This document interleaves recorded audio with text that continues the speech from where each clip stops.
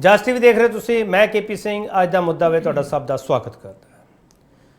1984 ਦੇ ਵਿੱਚ ਜੋ ਕੌਮ ਨਾਲ ਵਾਪਰਿਆ ਉਸ ਦਾ ਦੁਖਾਂਤ ਅੱਜ ਤੱਕ ਨਹੀਂ ਭੁੱਲਿਆ ਜਾ ਸਕਦਾ। ਜੂਨ ਹੋਵੇ, ਨਵੰਬਰ ਹੋਵੇ, ਉਹ ਦਿਨ ਆ ਜਿਹੜੇ ਰਹਿ ਰਹਿ ਕੇ ਯਾਦ ਹੁੰਦੇ ਆ। ਤੇ ਯਾਦ ਇਹੋ ਜਿਹੇ ਹੁੰਦੇ ਆ, ਉਦੋਂ ਸਵਾਲ ਸਰਕਾਰਾਂ ਤੇ ਸਿਆਸਤ ਤੇ ਬਹੁਤ ਉੱਠਦੇ ਆ ਜਿਨ੍ਹਾਂ ਨੇ ਤਸ਼ੱਦਦ ਢਾਇਆ ਸੀ। ਪਰ ਉਸ ਤਸ਼ੱਦਦ ਦੀ ਵਜ੍ਹਾ ਕੀ ਸੀ, ਕਿਉਂ ਹੋਇਆ ਇਹ ਸਭ ਕੁਝ? ਜਦੋਂ ਜੂਨ ਮਹੀਨਾ ਆਉਂਦਾ, ਜੂਨ ਮਹੀਨੇ ਵਿੱਚ ਵੀ ਕੁਝ ਦਿਨ ਆ ਜਿਹੜੇ ਉਹ ਸੋਗ ਵਜੋਂ ਲੰਘਦੇ ਨੇ। ਪਰ ਇਹ ਅਣਖੀ ਕੌਮ ਹੈ, ਸੋਗ ਵਿਚਾਲੇ ਵੀ ਸਵਾਲ ਚੁੱਕਣਾ ਨਹੀਂ ਭੁੱਲਦੀ ਗਈ ਤੇ ਅੱਜ ਵੀ ਸਵਾਲ ਚੁੱਕਦੀ ਪਈ ਹੈ। ਇਹਨਾਂ ਸਵਾਲਾਂ 'ਤੇ ਚਰਚਾ ਕਰਨ ਦੀ ਜ਼ਰੂਰਤ ਹੈ ਕੀ ਹੈ, ਤੇ ਇਹੀ ਪੁੱਛਾਂਗੇ ਕੀ ਹੈ ਜੂਨ 84 ਦਾ ਕੱਚ ਸੱਚ।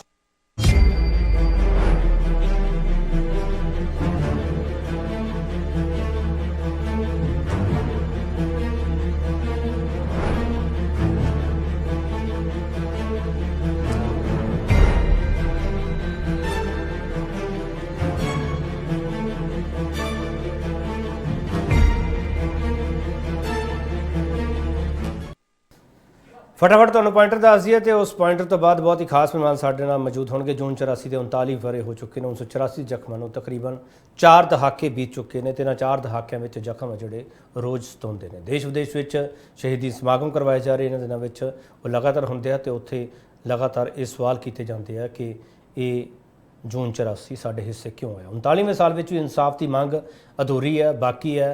ਤੇ ਉਸੇ ਇਨਸਾਫ ਦੀ ਮੰਗ ਦੇ ਵਿਚਾਲੇ ਸ਼੍ਰੀ ਦਰਬਾਰ ਸਾਹਿਬ ਤੇ ਸਾਜ਼ਿਸ਼ ਦੇ ਖੁਲਾਸੇ ਦੀ ਮੰਗ ਕੌਮ ਲਗਾਤਾਰ ਕਰਦੀ ਹੈ ਕਿ ਸਾਜ਼ਿਸ਼ ਵਿੱਚ ਕੌਣ ਸ਼ਾਮਲ ਸੀ, ਕਿਸ ਨੇ ਇਹ ਸਾਜ਼ਿਸ਼ ਘੜੀ, ਕਿਉਂ ਇਹ ਸਭ ਕੁਝ ਹੋਇਆ। ਹਮਲੇ ਦੀ ਸਲਾਹ ਵਿੱਚ ਬ੍ਰਿਟੇਨ ਦੀ ਭੂਮਿਕਾ ਤੇ ਵੀ ਸਵਾਲ ਉੱਠਦੇ ਆ। ਇਸ ਸਿਆਸਤ ਵੀ ਹੁੰਦੀ ਹੈ, ਚਿੱਠੀਆਂ ਤੱਕ ਲਿਖੀਆਂ ਜਾਂਦੀਆਂ, ਪਰ ਸਿੱਖ ਰੈਫਰੈਂਸ ਲਾਇਬ੍ਰੇਰੀ ਬਾਰੇ ਸਥਿਤੀ ਕਿਉਂ ਨਹੀਂ ਸਾਫ਼ ਹੁੰਦੀ, ਕਿਉਂ ਨਹੀਂ ਦੱਸਿਆ ਜਾਂਦਾ ਕਿ ਦਸਤਾਵੇਜ਼ ਆ ਜਿਹੜੇ ਉਹ ਮੁਕੰਮਲ ਮਿਲੇ ਸੀ ਜਾਂ ਨਹੀਂ ਮਿਲੇ ਸੀ। ਉਹਦਾ ਜਵਾਬ ਹੈ ਜਿਹੜੀਆਂ ਕੋਰਟਾਂ ਵਿੱਚ ਵੀ ਦਿੱਤਾ ਜਾਣਾ ਚਾਹੀਦਾ, ਨਹੀਂ ਦਿੱਤਾ ਜਾਣਾ ਚਾਹੀਦਾ। ਕੌਮ ਅੱਗੇ ਕਿਹੜੇ ਜਵਾਬ ਰੱਖਣੇ ਜਾਣੇ ਚਾਹੀਦੇ ਆ, ਬਹੁਤ ਸਾਰੇ ਸਵਾਲ ਹੈ ਸਾਡੇ ਅੱਗੇ। 84 'ਚ ਆਪਰੇਸ਼ਨ ਬਲੂ ਸਟਾਰ ਨੂੰ ਨਾਮ ਦਿੱਤਾ ਗਿਆ ਸੀਗਾ। ਇਸੇ ਤਹਿਤ ਇਹ ਸਾਰਾ ਆਪਰੇਸ਼ਨ ਆ ਜਿਹੜਾ ਅੰਜਾਮ ਦਿੱਤਾ ਗਿਆ ਸੀਗਾ। ਕੋਈ ਇਸ ਨੂੰ ਸਾਕਾ ਨੀਲਾ ਤਾਰਾ ਕਹਿੰਦਾ, ਪਰ ਸਾਕਾ ਵੀ ਬਹੁਤਿਆਂ ਨੂੰ ਪਸੰਦ ਨਹੀਂ ਵੀ ਸਾਕਾ ਸ਼ਬਦ ਕਿਉਂ ਵਰਤਿਆ ਜਾਂਦਾ।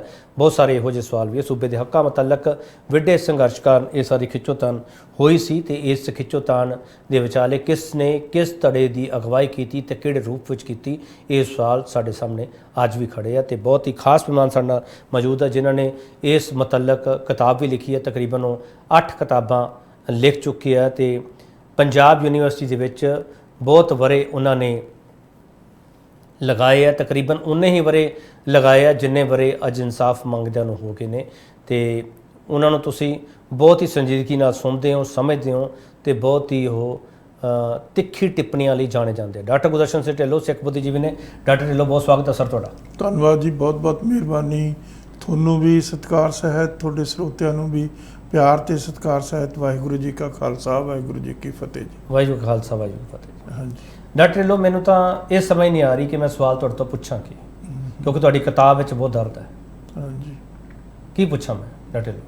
ਦੇਖੋ, ਗੱਲ ਇਹ ਆ, ਬਹੁਤ ਸਾਲ ਪਹਿਲਾਂ ਦੀ ਗੱਲ ਆ, ਕੋਈ 4-5 ਸਾਲ ਹੋ ਗਏ। ਇਸੇ ਤਰੀਕੇ ਨਾਲ ਮੈਂ ਇੱਕ TV ਚੈਨਲ 'ਤੇ ਆਇਆ। ਉੱਥੇ ਮੈਨੂੰ ਜਿਹੜਾ ਐਂਕਰ ਸੀ ਉਸਨੇ ਇੱਕ ਸਵਾਲ ਕੀਤਾ ਕਿ ਹੁਣ ਸਿੱਖਾਂ ਨੂੰ ਜਿਹੜਾ 84 ਭੁੱਲ ਜਾਣਾ ਚਾਹੀਦਾ। ਇਹ ਮੈਨੂੰ ਉਹਨੇ ਸਵਾਲ ਕੀਤਾ, ਮੈਂ ਬੈਠਾ ਸੀ, ਉਸ ਦੇ ਉੱਤੇ ਡਿਬੇਟ ਹੋ ਰਹੀ ਸੀ। ਮੈਂ ਉਹਨਾਂ ਨੂੰ ਕਾਊਂਟਰ ਕੁਐਸਚਨ ਕੀਤਾ ਵੀ ਜੇ ਹਿੰਦੂ ਕਮਿਊਨਿਟੀ ਅੱਜ ਤੱਕ 800 ਸਾਲ ਪਹਿਲਾਂ ਹੋਇਆ ਸੋਮਨਾਥ 'ਤੇ ਹਮਲਾ ਉਹਨੂੰ ਭੁੱਲ ਨਹੀਂ ਸਕੇ, ਤਾਂ ਅਸੀਂ ਕਿਵੇਂ 30, 32, 35 ਸਾਲ ਪਹਿਲਾਂ ਹੋਇਆ ਐਡਾ ਬੜਾ ਘਾਤਕ ਹਮਲਾ ਅਸੀਂ ਕਿਸ ਤਰੀਕੇ ਨਾਲ ਭੁੱਲ ਜਾਈਏ। ਤੋ ਉਸ ਤੋਂ ਬਾਅਦ ਉਹਨਾਂ ਦੇ ਕੋਲ ਕੋਈ ਜਵਾਬ ਨਹੀਂ ਸੀ। ਮੈਂ ਫਿਰ ਉਹਨਾਂ ਨੂੰ ਐਕਸਪਲੇਨ ਕੀਤਾ ਵੀ ਜਿਸ ਦਿਨ ਟਰਾਂਸਫਰ ਆਫ ਪਾਵਰ ਹੋਈ 1947 ਦੇ ਵਿੱਚ, ਅੰਗਰੇਜ਼ ਇਸ ਮੁਲਕ ਦੇ ਵਿੱਚੋਂ ਤਾਕਤ ਦੇ ਕੇ ਹਿੰਦੂਆਂ ਨੂੰ, ਮੈਜੋਰਿਟੀ ਕਮਿਊਨਿਟੀ ਨੂੰ ਵਾਪਸ ਚਲੇ ਗਏ, ਦਾ ਪਹਿਲਾ ਕੰਮ ਉਸ ਵੇਲੇ ਦੇ ਹਿੰਦੁਸਤਾਨ ਦੇ ਹੋਮ ਮਿਨਿਸਟਰ ਜਿਹੜੇ ਸਰਦਾਰ ਪਟੇਲ ਸੀ, ਉਹਨਾਂ ਨੇ ਕੀ ਕੀਤਾ? ਉਹਨਾਂ ਨੇ ਸੋਮਨਾਥ ਮੰਦਿਰ ਦੀ ਰਿਪੇਅਰ ਸ਼ੁਰੂ ਕਰਾਈ ਗਵਰਨਮੈਂਟ ਆਫ ਇੰਡੀਆ ਦੇ ਐਕਸਪੈਂਸਿਸ ਦੇ ਉੱਤੇ, ਤਾਂ ਕਿ ਜਿਹੜੇ ਉਹ ਘਾਉ ਲੱਗੇ ਹੋਏ ਸੀ 800 ਸਾਲ ਪਹਿਲਾਂ ਉਹਨਾਂ ਨੂੰ ਪੂਰਿਆ ਜਾ ਸਕੇ। ਅੱਜ ਇਹੀ ਮੈਜੋਰਿਟੀ ਕਮਿਊਨਿਟੀ ਆ, ਉਹਨਾਂ ਦੇ ਸਪੋਕਸਪਰਸਨ ਜਾਂ ਉਹਨਾਂ ਦੇ ਸੋ ਕਾਲਡ ਇੰਟੈਲੈਕਚੁਅਲ ਸਿੱਖਾਂ ਨੂੰ ਇਹ ਗੱਲ ਕਹਿੰਦੇ ਆ ਵੀ ਜਿਹੜਾ 1984 ਦਾ ਘੱਲੂਘਾਰਾ ਉਸ ਬਾਰੇ ਤੁਸੀਂ ਭੁੱਲ ਜਾਓ। ਮੈਨੂੰ ਵੀ ਇਹ ਸਵਾਲ ਕੀਤਾ ਜਾਂਦਾ ਹਾਂਜੀ, ਉਹ ਕਹਿੰਦੇ ਤੁਸੀਂ ਹਰ ਸਾਲ ਇਹ ਪ੍ਰੋਗਰਾਮ ਕਿਉਂ ਕਰਦੇ ਹੋ, ਕਿਉਂ ਡਿਬੇਟ ਕਰਦੇ ਹੋ? ਹਾਂਜੀ ਉਸ ਚਾਰੇ ਪਾਸੇ ਉਹਨਾਂ ਨੂੰ ਇਹ ਗੱਲ ਦਾ ਫਿਕਰ ਆ ਵੀ ਇਹ ਗੱਲ ਸਿੱਖਾਂ ਨੇ ਭੁਲਾਈ ਕਿਉਂ ਨਹੀਂ। ਜੇ ਮੈਂ ਕੁਐਸਚਨ ਕਰਦਾ ਵੀ ਜੇ ਹਿੰਦੂਆਂ ਨੇ ਸੋਮਨਾਥ ਦੇ ਮੰਦਿਰ ਦੇ ਉੱਤੇ ਹੋਏ ਅਟੈਕ ਮੁਸਲਮਾਨਾਂ ਕੰਨਿਓ ਭੁਲਾਏ ਨਹੀਂ 800 ਸਾਲ ਪੁਰਾਣੇ, ਔਰ ਉਹ ਜਦੋਂ ਉਹਨਾਂ ਕੋਲ ਪੋਲੀਟੀਕਲ ਪਾਵਰ ਆਈ ਉਸੇ ਵੇਲੇ ਉਸ ਦੀ ਰਿਪੇਅਰ ਸ਼ੁਰੂ ਕਰਾ ਦਿੱਤੀ ਗਵਰਨਮੈਂਟ ਦੇ ਐਕਸਪੈਂਸਿਸ ਦੇ ਉੱਤੇ, ਔਰ ਸੋਮਨਾਥ ਮੰਦਿਰ ਦੀ ਉਹ ਪੋਜੀਸ਼ਨ ਨਹੀਂ ਹੈ, ਉਹ ਸਟੇਟਸ ਨਹੀਂ ਹੈ ਜੋ ਸ਼੍ਰੀ ਦਰਬਾਰ ਸਾਹਿਬ ਦਾ ਸਟੇਟਸ ਸਿੱਖੀਜ਼ਮ ਦੇ ਵਿੱਚ ਹੈ। ਤਾਂ ਉਹ ਇੱਕ ਮੰਦਿਰ ਹੈ, ਤਾਂ ਉਹ ਮੰਦਿਰ ਇੰਪੋਰਟੈਂਟ ਹੈ। ਮੈਂ ਉਸ ਦੀ ਸਿਗਨੀਫੀਕੈਂਸ ਨੂੰ ਬਿਲਿਟਲ ਨਹੀਂ ਕਰ ਰਿਹਾ ਕਿਸੇ ਤਰੀਕੇ ਦੇ ਨਾਲ, ਪਰ ਉਹ ਉਸ ਕਿਸਮ ਦੀ ਸਿਚੁਏਸ਼ਨ 'ਚ ਨਹੀਂ। ਹੁਣ ਜਦੋਂ ਮੈਂ ਇੱਕ ਕਿਤਾਬ ਲਿਖ ਰਿਹਾ ਸੀ, ਬਲੂ ਸਟਾਰ ਦੇ ਉੱਤੇ ਕਿਤਾਬ ਲਿਖ ਰਿਹਾ ਸੀ, ਤਾਂ ਮੈਨੂੰ ਜਦੋਂ ਆਇਆ ਹਮਲੇ ਦਾ ਟਾਈਮ ਕਿ ਜਿਹੜਾ ਅਟੈਕ ਔਨ ਦਰਬਾਰ ਸਾਹਿਬ ਦੇ ਉੱਤੇ ਉਹਦਾ ਹੈਡਿੰਗ ਕੀ ਦੇਣਾ ਚਾਹੀਦਾ, ਤਾਂ ਮੈਂ ਕਾਫੀ ਦਿਨ ਸੋਚਦਾ ਰਿਹਾ ਵੀ ਕੋਈ ਬਹੁਤ ਐਪਰੋਪਰੀਏਟ ਉਸ ਦਾ ਹੈਡਿੰਗ ਹੋਣਾ ਚਾਹੀਦਾ। ਜਿਹੜਾ ਹੈਡਿੰਗ ਹੁੰਦਾ ਉਹ ਬਹੁਤ ਇੰਪੋਰਟੈਂਟ ਹੁੰਦਾ, ਚੈਪਟਰ ਦਾ ਉਹ ਕਨਵੇ ਕਰਦਾ ਮੈਸੇਜ ਨੂੰ। ਤਾਂ ਅਲਟੀਮੇਟਲੀ ਗੁਰੂ ਦੀ ਰਹਿਮਤ ਹੋਈ ਮੇਰੇ ਉੱਤੇ, ਤਾਂ ਮੈਨੂੰ ਇਹ ਗੱਲ ਸੁੱਝੀ ਵੀ it is an attack on the heart of Sikhism. ਜਿਹੜਾ ਘੱਲੂਘਾਰਾ ਹੈ, ਜਿਹੜਾ 1984 ਜੂਨ ਦੇ ਵਿੱਚ ਘੱਲੂਘਾਰਾ ਕੀਤਾ ਗਿਆ ਇੰਡੀਅਨ ਸਟੇਟ ਵੱਲੋਂ, it is an attack on the heart of ਸਿੱਖਿਜ਼ਮ। Sikhism ਦੇ ਦਿਲ ਤੇ ਅਟੈਕ ਹੋਇਆ, ਸਿੱਖੀਜ਼ਮ ਦੇ ਦਿਲ ਦੇ ਉੱਤੇ ਐਸਾ ਅਟੈਕ, ਘਾਤਕ ਅਟੈਕ ਹੋਇਆ। ਇਹ ਸਮਝ ਕੇ ਕੀਤਾ ਗਿਆ, ਇਹ ਸਾਰੀ ਗੱਲ ਦੀ ਉਹਦੀ ਸੂਝ ਲੈ ਕੇ ਕੀਤਾ ਗਿਆ ਕਿ ਹਮੇਸ਼ਾ ਲਈ ਸਿੱਖਾਂ ਨੂੰ ਖਤਮ ਕਰ ਦੇਣਾ ਸੀ, ਹਮੇਸ਼ਾ ਲਈ ਸਿੱਖੀ ਨੂੰ ਮਲੀਆ ਮੇਟ ਕਰ ਦੇਣਾ, ਮਤਲਬ ਇਸ ਇੰਟੈਂਸ਼ਨ ਨਾਲ। ਹੁਣ ਮੈਂ ਤੁਹਾਨੂੰ ਇੱਥੇ ਇੱਕ ਗੱਲ ਦੱਸਦਾ KP ਜੀ ਕਿ ਜਦੋਂ ਮੈਂ ਫਿਰ ਸਾਰਾ ਉਸ ਨੂੰ ਦੇਖ ਰਿਹਾ ਸੀ ਤਾਂ ਉਹਦੇ ਤੇ ਕਮੈਂਟ ਸੀ 6 ਜੂਨ ਤੋਂ ਬਾਅਦ ਜੀ, ਉਹ ਬੜੇ ਅਖਬਾਰਾਂ ਦੇ ਵਿੱਚ ਵੀ ਆਏ, ਬੜੇ ਮੈਗਜ਼ੀਨਾਂ ਦੇ ਵਿੱਚ ਵੀ ਆਏ, ਬੜੇ ਹੋਰ ਇਨਫੋਰਮੇਸ਼ਨ ਦੇ ਜਿੰਨੀ ਵੀ ਸੋਰਸਿਸ ਸੀ ਉਹਨਾਂ ਤੋਂ ਕਮੈਂਟਸ ਆਏ ਲੋਕਾਂ ਦੇ ਵੀ ਤੁਸੀਂ ਕਿਸ ਤਰ੍ਹਾਂ ਮਹਿਸੂਸ ਕਰਦੇ ਹੋ ਜਿਹੜਾ ਇਹ ਘਟਨਾਕ੍ਰਮ ਹੋਇਆ, ਖੂਨੀ ਸਾਕਾ ਹੋਇਆ। ਤਾਂ ਮੈਨੂੰ ਬਹੁਤ ਹੀ ਬਿਹਤਰੀਨ ਇੱਕ ਕਮੈਂਟ ਮਿਲਿਆ ਅਜੀਤ, ਪੰਜਾਬੀ ਦੇ ਅਜੀਤ ਅਖਬਾਰ ਦੇ ਵਿੱਚ ਇੱਕ ਨਾਮਾ ਨਿਗਾਰ ਕੋਟਕਪੂਰੇ ਦੇ ਵਿੱਚ ਇੱਕ ਪਿੰਡੂ ਬੀਬੀ ਨੂੰ ਪੁੱਛ ਰਿਹਾ ਕਿ ਬੀਬੀ ਤੈਨੂੰ ਕਿਸ ਤਰ੍ਹਾਂ ਮਹਿਸੂਸ ਹੋਇਆ ਜੋ ਦਰਬਾਰ ਸਾਹਿਬ ਦੇ ਉੱਤੇ ਇਤਨਾ ਬੜਾ ਖੂਨੀ ਅਟੈਕ ਹੋਇਆ, ਜੋ ਘੱਲੂਘਾਰਾ ਹੋਇਆ, ਜੋ ਸਾਕਾ ਹੋਇਆ, ਉਸ ਤੋਂ ਬਾਅਦ ਤੈਨੂੰ ਕਿਸ ਤਰ੍ਹਾਂ ਮਹਿਸੂਸ ਹੁੰਦਾ। ਮੈਂ ਸਮਝਦਾ ਉਸ ਤੋਂ ਬਿਹਤਰੀਨ ਐਨੋਲੋਜੀ ਨਾ ਕੋਈ ਸਕਾਲਰ ਦੇ ਸਕਦਾ, ਨਾ ਕੋਈ ਵਿਦਵਾਨ ਦੇ ਸਕਦਾ, ਨਾ ਕੋਈ ਪੜ੍ਹਿਆ ਲਿਖਿਆ ਦੇ ਸਕਦਾ। ਉਸਨੇ ਕੀ ਕਿਹਾ KP ਜੀ, ਸੁਣਨ ਵਾਲੀ ਗੱਲ ਆ ਜੀ। ਉਹ ਕਹਿੰਦੀ ਭਾਈਆ ਮੈਨੂੰ ਇਸ ਤਰ੍ਹਾਂ ਮਹਿਸੂਸ ਹੋਇਆ ਜਿਵੇਂ ਸਰੇ ਬਾਜ਼ਾਰ ਮੈਨੂੰ ਨੰਗਾ ਕਰਕੇ ਰੇਪ ਕਰ ਦਿੱਤਾ ਹੋਵੇ। ਕਿਤਨੀ ਅਪਰੋਪਰੀਏਟ, ਕਿਤਨੀ ਡੈਪਥ ਆ ਉਸ ਐਕਸਪਲੇਨੇਸ਼ਨ ਦੇ ਵਿੱਚ। ਇੱਕ ਬਹੁਤ ਅਨਪੜ੍ਹ ਔਰਤ, ਨੌਜਵਾਨ ਔਰਤ ਬਾਜ਼ਾਰ ਦੇ ਵਿੱਚ ਫਿਰਦੀ ਹੋਈ, ਜਿਸ ਨੂੰ ਇੱਕ ਨਾਮਾ ਨਿਗਾਰ ਪੁੱਛ ਰਿਹਾ ਅਜੀਤ ਦਾ ਕਿ ਬੀਬੀ ਤੈਨੂੰ ਕਿਸ ਕਿਸਮ ਦੀ ਫੀਲਿੰਗ ਹੋਈ, ਕਿਸ ਕਿਸਮ ਦੀ ਤੇਰੀ ਮਾਨਸਿਕਤਾ ਬਣੀ, ਉਹ ਕੀ ਜਵਾਬ ਦੇ ਰਹੀ ਆ।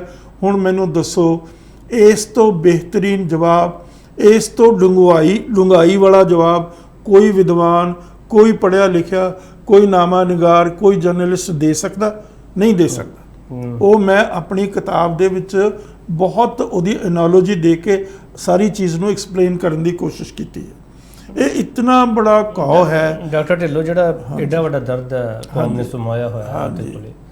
ਮੇਰਾ ਸਵਾਲ ਹੈ ਕਿ ਉਸ ਬੀਬੀ ਨੇ ਤਾਂ ਜਿਹੜਾ ਜਵਾਬ ਦਿੱਤਾ ਉਸ ਦੇ ਅੱਗੇ ਕੋਈ ਸਵਾਲ ਬਾਕੀ ਨਹੀਂ ਰਹਿ ਜਾਂਦਾ। ਪਰ ਜਿਹੜੀਆਂ ਸਰਕਾਰਾਂ ਤੋਂ ਸਵਾਲ ਅੱਜ ਵੀ ਕੀਤਾ ਜਾਂਦਾ ਕਿ ਸਾਨੂੰ ਸਾਡੇ ਦਸਤਾਵੇਜ਼ ਦੇ ਦਿਓ, ਸਾਨੂੰ ਉਹ ਦੱਸੋ ਸਾਜ਼ਿਸ਼ ਘਾੜੇ ਕੌਣ ਸੀ, ਉਹਦਾ ਜਵਾਬ ਕਦੋਂ ਮਿਲੂਗਾ ਸਰ? ਦੇਖੋ, ਉਹ ਮੈਂ ਸਮਝਦਾ ਸਿੱਖ ਨਾਦਾਨ ਆ, ਸਿੱਖ ਵਿਚਾਰੇ ਭੋਲੇ ਭਾਲੇ ਆ, ਸਿੱਖ ਵਿਸ਼ਵਾਸ ਮਤਲਬ ਕਰਦੇ ਆ ਦੂਸਰੇ ਦੇ ਉੱਤੇ।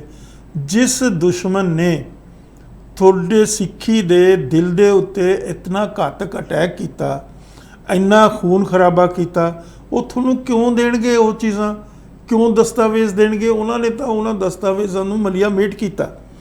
ਹੁਣ ਇਸੇ ਤਰੀਕੇ ਦੇ ਨਾਲ ਜੇ ਕੱਲ੍ਹ ਨੂੰ ਬੋਧੀ ਖੜੇ ਹੋ ਕੇ ਕਹਿਣ ਵੀ ਸਾਡੇ ਤੇ ਤੁਸੀਂ ਕਿੰਨਾ ਬੜਾ ਸ਼ੰਕਰਚਾਰੀਆ ਦੂਜੇ ਨੇ ਕਿਸ ਤਰੀਕੇ ਦੇ ਨਾਲ ਵਾਇਲੈਂਸ ਦੇ ਨਾਲ, ਖੂਨ ਖਰਾਬੇ ਦੇ ਨਾਲ ਅਤਿਆਚਾਰ ਦੇ ਨਾਲ ਇਸ ਮੁਲਕ ਦੇ ਵਿੱਚੋਂ ਹਿੰਦੂ ਜਿਹੜਾ ਬੁੱਧਿਜ਼ਮ ਸੀ ਉਹਨੂੰ ਰੂਟ ਐਂਡ ਬ੍ਰਾਂਚ ਉਖੇੜ ਕੇ ਸਿੱਟ ਦਿੱਤਾ।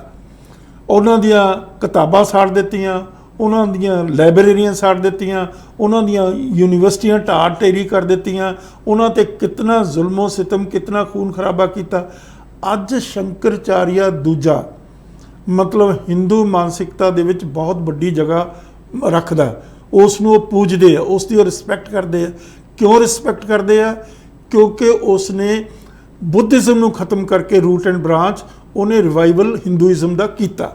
ਤੋ ਇਹ ਗੱਲਾਂ ਮਤਲਬ ਬਹੁਤ ਨਦਾਨੀ ਵਾਲੀਆਂ ਵੀ ਜੇ ਸਾਨੂੰ ਕੋਈ ਰਿਲੀਫ ਦੇ ਦੇਣਗੇ ਜਾਂ ਸਾਨੂੰ ਕੋਈ ਜਿਹੜੀਆਂ ਸਾਡਾ ਲਾਇਬ੍ਰੇਰੀਆਂ ਲੁੱਟ ਕੇ ਲੈ ਕੇ ਗਏ ਉਹ ਵਾਪਸ ਕਰ ਦੇਣਗੇ, ਬਿਲਕੁਲ ਨਹੀਂ ਕਰਨਗੇ। ਚਲੋ ਤੁਸੀਂ ਕਿਹਾ ਵੀ ਸਿੱਖ ਭੋਲੇ ਹੈ, ਨਦਾਨ ਹੈ। ਮੈਂ ਇਸੇ ਸਵਾਲ ਵਾਪਸ ਲੈ ਕੇ ਆਉਂਗਾ, ਛੋਟਾ ਜਿਹਾ ਵਕਫਾ ਲੈਣੇ, ਵਕਤ ਵਾਪਸ ਆਵਾਂਗੇ ਕਿ ਸਵਾਲ ਕਰਨੇ ਛੱਡ ਦਈਏ ਕਿ ਸਵਾਲ ਕਰਨੇ ਬੰਦ ਕਰ ਦਈਏ, यही सवाल है। वापस आ रहे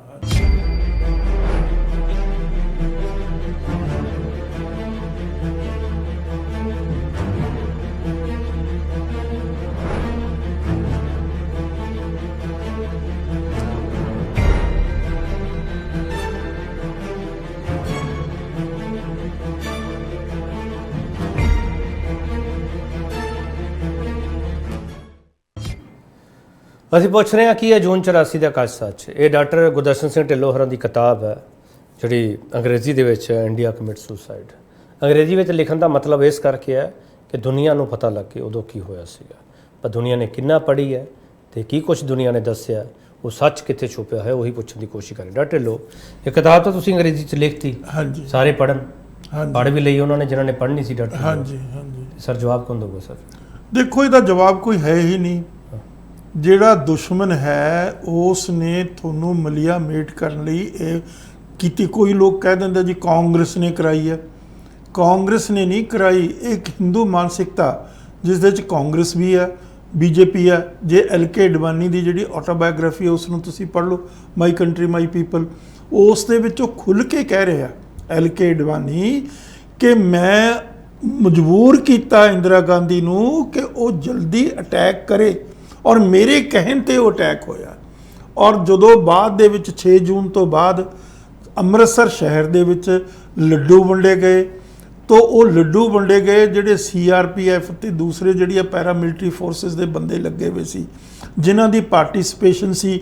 ਇਸੇ ਤਰੀਕੇ ਨਾਲ ਆਰਮੀ ਵਾਲਿਆਂ ਨੂੰ, ਉਹਨਾਂ ਨੂੰ ਸਾਰਿਆਂ ਨੂੰ ਉਹਨਾਂ ਨੇ ਹਾਰ ਪਾਏ, ਉਹਨਾਂ ਦਾ ਧੰਨਵਾਦ ਕੀਤਾ ਔਰ ਉਹਨਾਂ ਨੂੰ ਲੱਡੂ ਵਰਤਾਏ, ਉਹਨਾਂ ਨੇ ਚਲੋ ਡਾਕਟਰ ਸੈਲੀਬ੍ਰੇਟ ਕੀਤੇ। ਜਿਹੜੀ ਗੱਲ ਤੁਸੀਂ ਕਹਿ ਰਹੇ ਲੱਡੂ ਵੰਡੇ, ਸੈਲੀਬ੍ਰੇਸ਼ਨ ਹੋਈ, ਸਰ ਇਹ ਮੌਕਾ ਦਿੱਤਾ ਕਿਉਂ ਗਿਆ?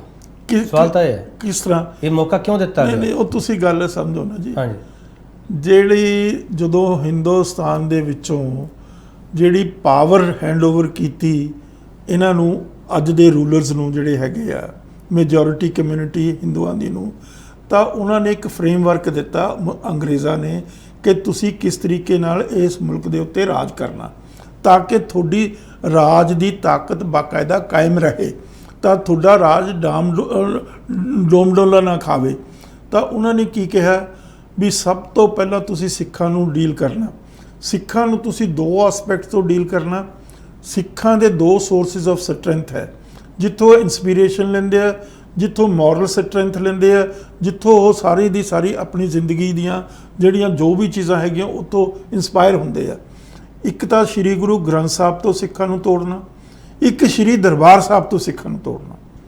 ਮੈਂ ਦਾਅਵੇ ਨਾਲ ਕਹਿਣਾ ਇਹ ਸਾਰੀਆਂ ਚੀਜ਼ਾਂ ਅੱਜ ਵੀ ਲਾਗੂ ਹੈਗੀਆਂ, ਅੱਜ ਵੀ ਲਗਾਤਾਰ ਚੱਲ ਰਹੀਆਂ।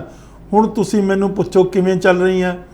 ਮੋਦੀ ਸਾਹਿਬ ਨੇ ਹੇਮਕੁੰਟ ਗੁਰਦੁਆਰਾ ਜਿਹੜਾ ਬਣਾਇਆ ਹੋਇਆ, ਜਿਹਦਾ ਕੋਈ ਧਾਰਮਿਕ ਉਸ ਦੀ ਇੰਪੋਰਟੈਂਸ ਨਹੀਂ, ਉਹਦੀ ਕੋਈ ਇਤਿਹਾਸਿਕ ਸਿਗਨੀਫਿਕੈਂਸ ਨਹੀਂ, ਉਸ ਨੂੰ 1200 ਕਰੋੜ ਰੁਪਏ ਦਾ ਰੋਪਵੇ ਦੇ ਦਿੱਤਾ। ਕਿਉਂ ਦਿੱਤਾ? ਇਸ ਕਰਕੇ ਦਿੱਤਾ ਵੀ ਸਿੱਖ ਦਰਬਾਰ ਸਾਹਿਬ ਚੋਂ ਟੁੱਟ ਜਾਣ ਔਰ ਹੇਮਕੁੰਟ ਦੇ ਲੜ ਲੱਗ ਜਾਣ, ਜਿਹਦੀ ਕੋਈ ਇੰਪੋਰਟੈਂਸ ਨਹੀਂ ਸਰ। ਇਹ ਪੋਸੀਬਲ ਹੁੰਦਾ ਸਰ? ਇਦਾਂ ਹਾਂਜੀ, ਇਹ ਪੋਸੀਬਲ ਹੋ ਸਕਦਾ ਸਰ? ਆਪਾਂ ਨਹੀਂ, ਕੋਸ਼ਿਸ਼ ਹੋ ਰਹੀ ਆ। ਪੋਸੀਬਲ ਤਾਂ ਦੇਖੋ ਹੋਵੇ ਨਾ ਹੋਵੇ, ਉਹ ਤਾਂ that is a different issue altogether. ਪਰ ਦੁਨੀਆ ਦੇ ਇਤਿਹਾਸ ਦੇ ਵਿੱਚੋਂ ਬਹੁਤ ਸਾਰੇ ਕਲਚਰ, ਬਹੁਤ ਸਾਰੀਆਂ ਜ਼ਬਾਨਾਂ, ਬਹੁਤ ਸਾਰੇ ਧਰਮ ਖਤਮ ਵੀ ਹੋਏ ਹੋਏ। ਨਹੀਂ ਸਰ, ਮੇਰਾ ਸਵਾਲ ਹੈ ਡਾਕਟਰ ਲੋ ਵੀ ਹਿੰਦੂ ਸਿੱਖਾਂ ਤਾਂ ਆਪਸ ਵਿੱਚ ਭਾਈਚਾਰਕ ਸਾਂਝ ਬਹੁਤ ਹੈ, ਆਪਸ ਵਿੱਚ ਬੰਦ ਹੀ ਬਹੁਤ ਹੈ, ਪਰ ਤੁਸੀਂ ਇਸ ਸਾਰੇ ਇਸ਼ੂ ਨੂੰ ਉੱਥੇ ਹੀ ਕੇਂਦਰਿਤ ਕਰ ਰਹੇ ਹੋ। ਨਹੀਂ ਕਿਉਂ? ਦੇਖੋ ਮੈਂ ਤੁਹਾਨੂੰ ਦੱਸਾਂ, ਹਾਂ ਜਿਹੜੀ ਇਹ ਵੀ ਗੱਲ ਹੈ, ਇੱਕ ਮਿੱਥ ਹੈ ਜਿਹੜੀ ਤੁਸੀਂ ਗੱਲ ਕਹਿ ਰਹੇ ਹੋ KP ਜੀ, ਉਹ ਇੱਕ ਮਿੱਥ ਹੈ। ਗੁਰੂ ਗ੍ਰੰਥ ਸਾਹਿਬ ਦੇ 1136 ਪੰਨੇ ਦੇ ਉੱਤੇ ਪੰਜਵੇਂ ਪਾਤਸ਼ਾਹ ਦਾ ਇੱਕ ਸ਼ਲੋਕ ਆ, ਜਿਸ ਦੇ ਵਿੱਚ ਉਹਨਾਂ ਨੇ ਕਿਹਾ ਨਾਮ ਹਿੰਦੂ ਨਾ ਮੁਸਲਮਾਨ। ਉਹ ਤੁਸੀਂ ਪੜ੍ਹ ਲਓ। ਉਹਨਾਂ ਨੇ ਇੱਕ ਇੱਕ ਗੱਲ ਬੜੀ ਖੋਲ ਕੇ ਸਪਸ਼ਟਤਾ ਦੇ ਵਿੱਚ ਲਿਖੀ ਹੋਈ ਆ। ਇੰਨੇ ਛੋਟੇ ਸ਼ਬਦ, ਥੋੜੇ ਸ਼ਬਦਾਂ ਦੇ ਵਿੱਚ ਮੈਂ ਸਮਝਦਾ ਕੋਈ ਬਹੁਤ ਦੁਨੀਆ ਦਾ ਵੱਡੇ ਤੋਂ ਵੱਡਾ ਇੰਟੈਲੈਕਚੁਅਲ ਹੋਵੇ, ਉਹ ਇਹ ਸਾਰੀ ਚੀਜ਼ ਨੂੰ ਡਿਸਕ੍ਰਾਈਬ ਨਹੀਂ ਸੀ ਕਰ ਸਕਦਾ। ਇਸੇ ਤਰੀਕੇ ਨਾਲ ਭਾਈ ਗੁਰਦਾਸ ਨੇ ਦੱਸਿਆ ਵੀ ਸਾਡਾ ਤੀਸਰ ਪੰਥ ਆ, ਅਸੀਂ ਮਤਲਬ ਤੀਜੇ ਆ, ਅਸੀਂ ਨਾ ਹਿੰਦੂ ਆ ਨਾ ਮੁਸਲਮਾਨ ਆ। ਉਸ ਨੂੰ ਹੋਰ ਵਿਸਥਾਰ ਦੇ ਵਿੱਚ ਅੱਗੇ ਜਾ ਕੇ ਜਦੋਂ ਪੋਥੀ ਦੀ ਕੰਪਾਈਲੇਸ਼ਨ ਹੋਈ ਆ 1136 ਪੰਨੇ ਦੇ ਉੱਤੇ ਮਹਾਰਾਜ ਨੇ ਪੰਜਵੇਂ ਪਾਤਸ਼ਾਹ ਨੇ ਆਪ ਲਿਖਿਆ। ਔਰ ਮੈਂ ਤੁਹਾਨੂੰ ਇੱਥੇ ਦੱਸ ਦਿੰਦਾ, ਸਾਡਾ ਜਿਹੜਾ ਧਾਰਮਿਕ ਗ੍ਰੰਥ ਹੈ, ਮੈਂ ਉਸ ਨੂੰ ਸਕ੍ਰਿਪਚਰ ਨਹੀਂ ਕਹਿੰਦਾ, ਉਹ ਜਿਉਂਦਾ ਜਾਗਦਾ ਸਾਖਸ਼ਾਤ ਗੁਰੂ ਆ ਸਿੱਖਾਂ ਦਾ। ਉਸ ਦੇ 1136 ਪੰਨੇ ਦੇ ਵਿੱਚ ਮਹਾਰਾਜ ਨੇ ਰਿਟਨ ਟ੍ਰੈਡੀਸ਼ਨ ਤੇ ਆ। ਬਾਕੀ ਦੁਨੀਆ ਦੇ ਸਾਰੇ ਧਾਰਮਿਕ ਗ੍ਰੰਥ KP ਜੀ ਓਰਲ ਟ੍ਰੈਡੀਸ਼ਨ ਤੇ ਆ।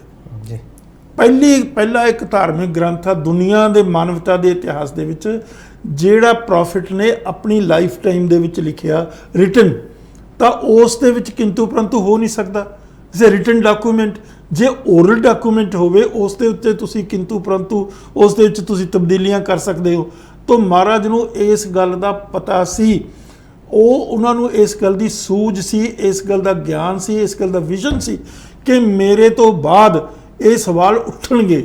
ਜੇ ਮੈਂ ਇਹ ਗੱਲ ਬਹੁਤ ਸਪਸ਼ਟ ਲਫ਼ਜ਼ਾਂ 'ਚ ਨਾ ਲਿਖੂੰਗਾ ਤਾਂ ਮੇਰੀ ਆਈਡੀਓਲੋਜੀ ਆ, ਮੇਰੀ ਜਿਹੜੀ ਵਿਚਾਰਧਾਰਾ, ਉਸ ਦੇ ਉੱਤੇ ਕਈ ਕਿਸਮ ਦੇ ਭੁਲੇਖੇ ਪਾਏ ਜਾਣਗੇ। ਇਸੇ ਕਰਕੇ ਮਹਾਰਾਜ ਨੇ 1136 ਪੰਨੇ ਦੇ ਉੱਤੇ ਸ੍ਰੀ ਗੁਰੂ ਗ੍ਰੰਥ ਸਾਹਿਬ ਦੇ ਵਿੱਚ ਸਾਰੀ ਚੀਜ਼ ਸਪਸ਼ਟ ਕਰਤੀ।